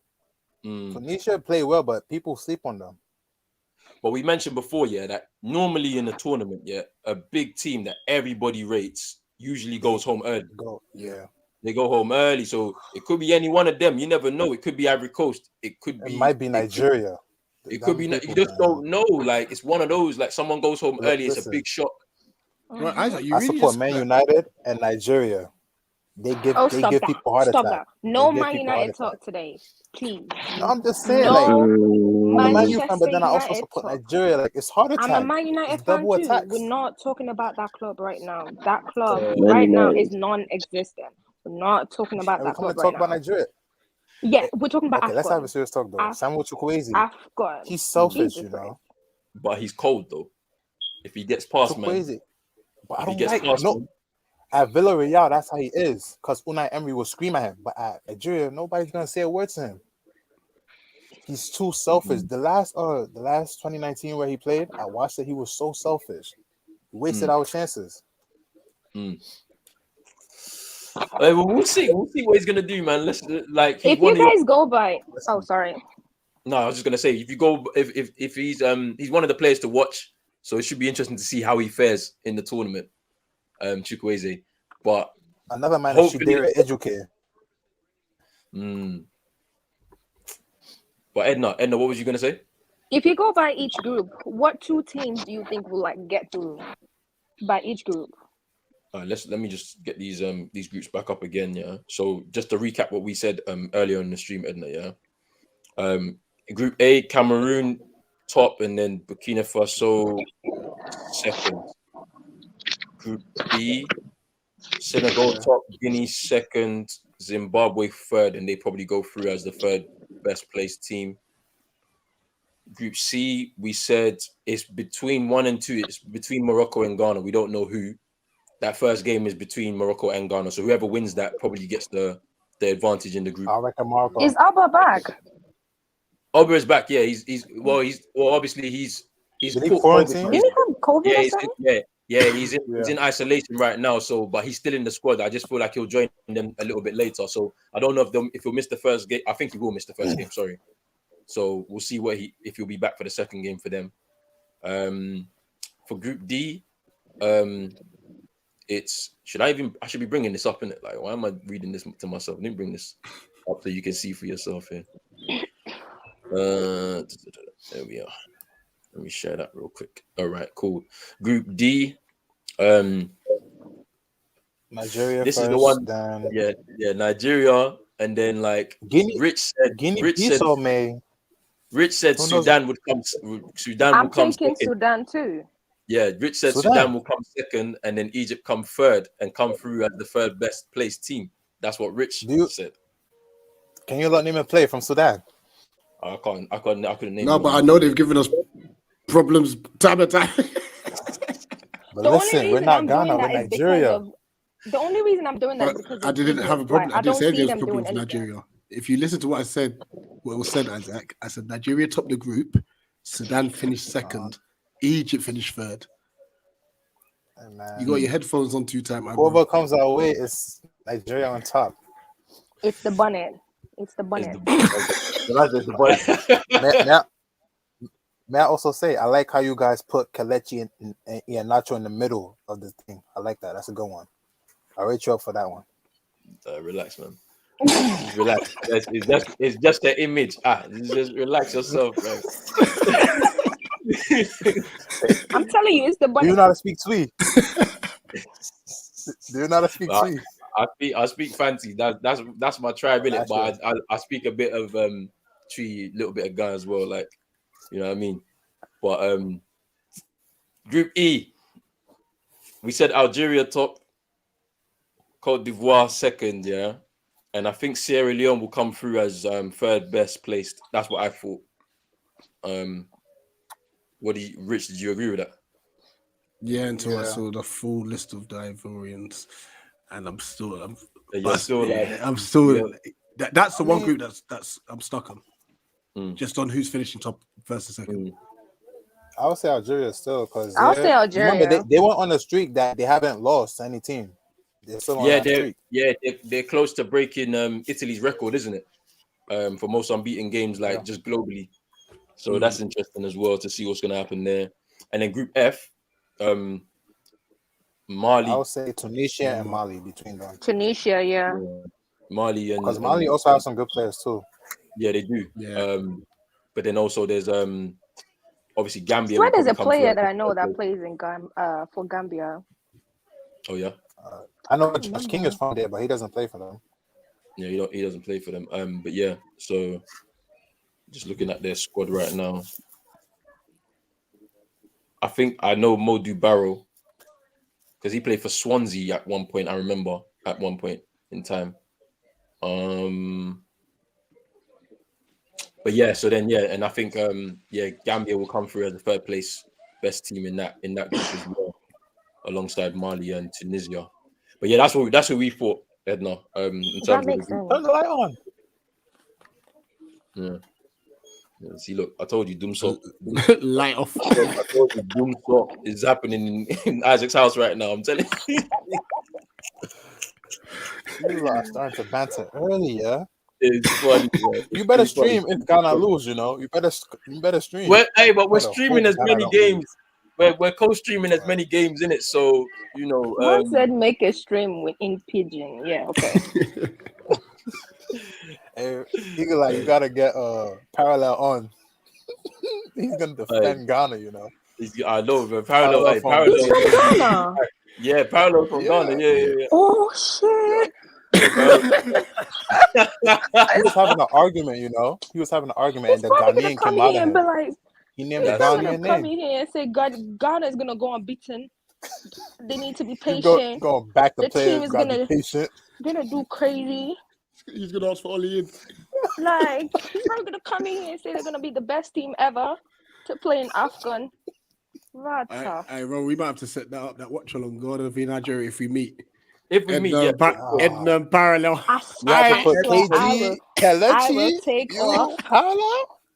I will take off. It would be mad. The thing about it is, I was expecting us to meet in the playoff for the World Cup because obviously we got the playoffs still, so there's a potential to meet Nigeria too. And I was like, that's gonna be a big stream if we had to do this all together because there'll be a bag of us on the World Cup. Both countries have to qualify for the World Cup. Hopefully, but the way it's looking, I don't know, man, because one of us is gonna have to face each other in one of these big teams, and somebody's going home. So it's gonna be interesting to see.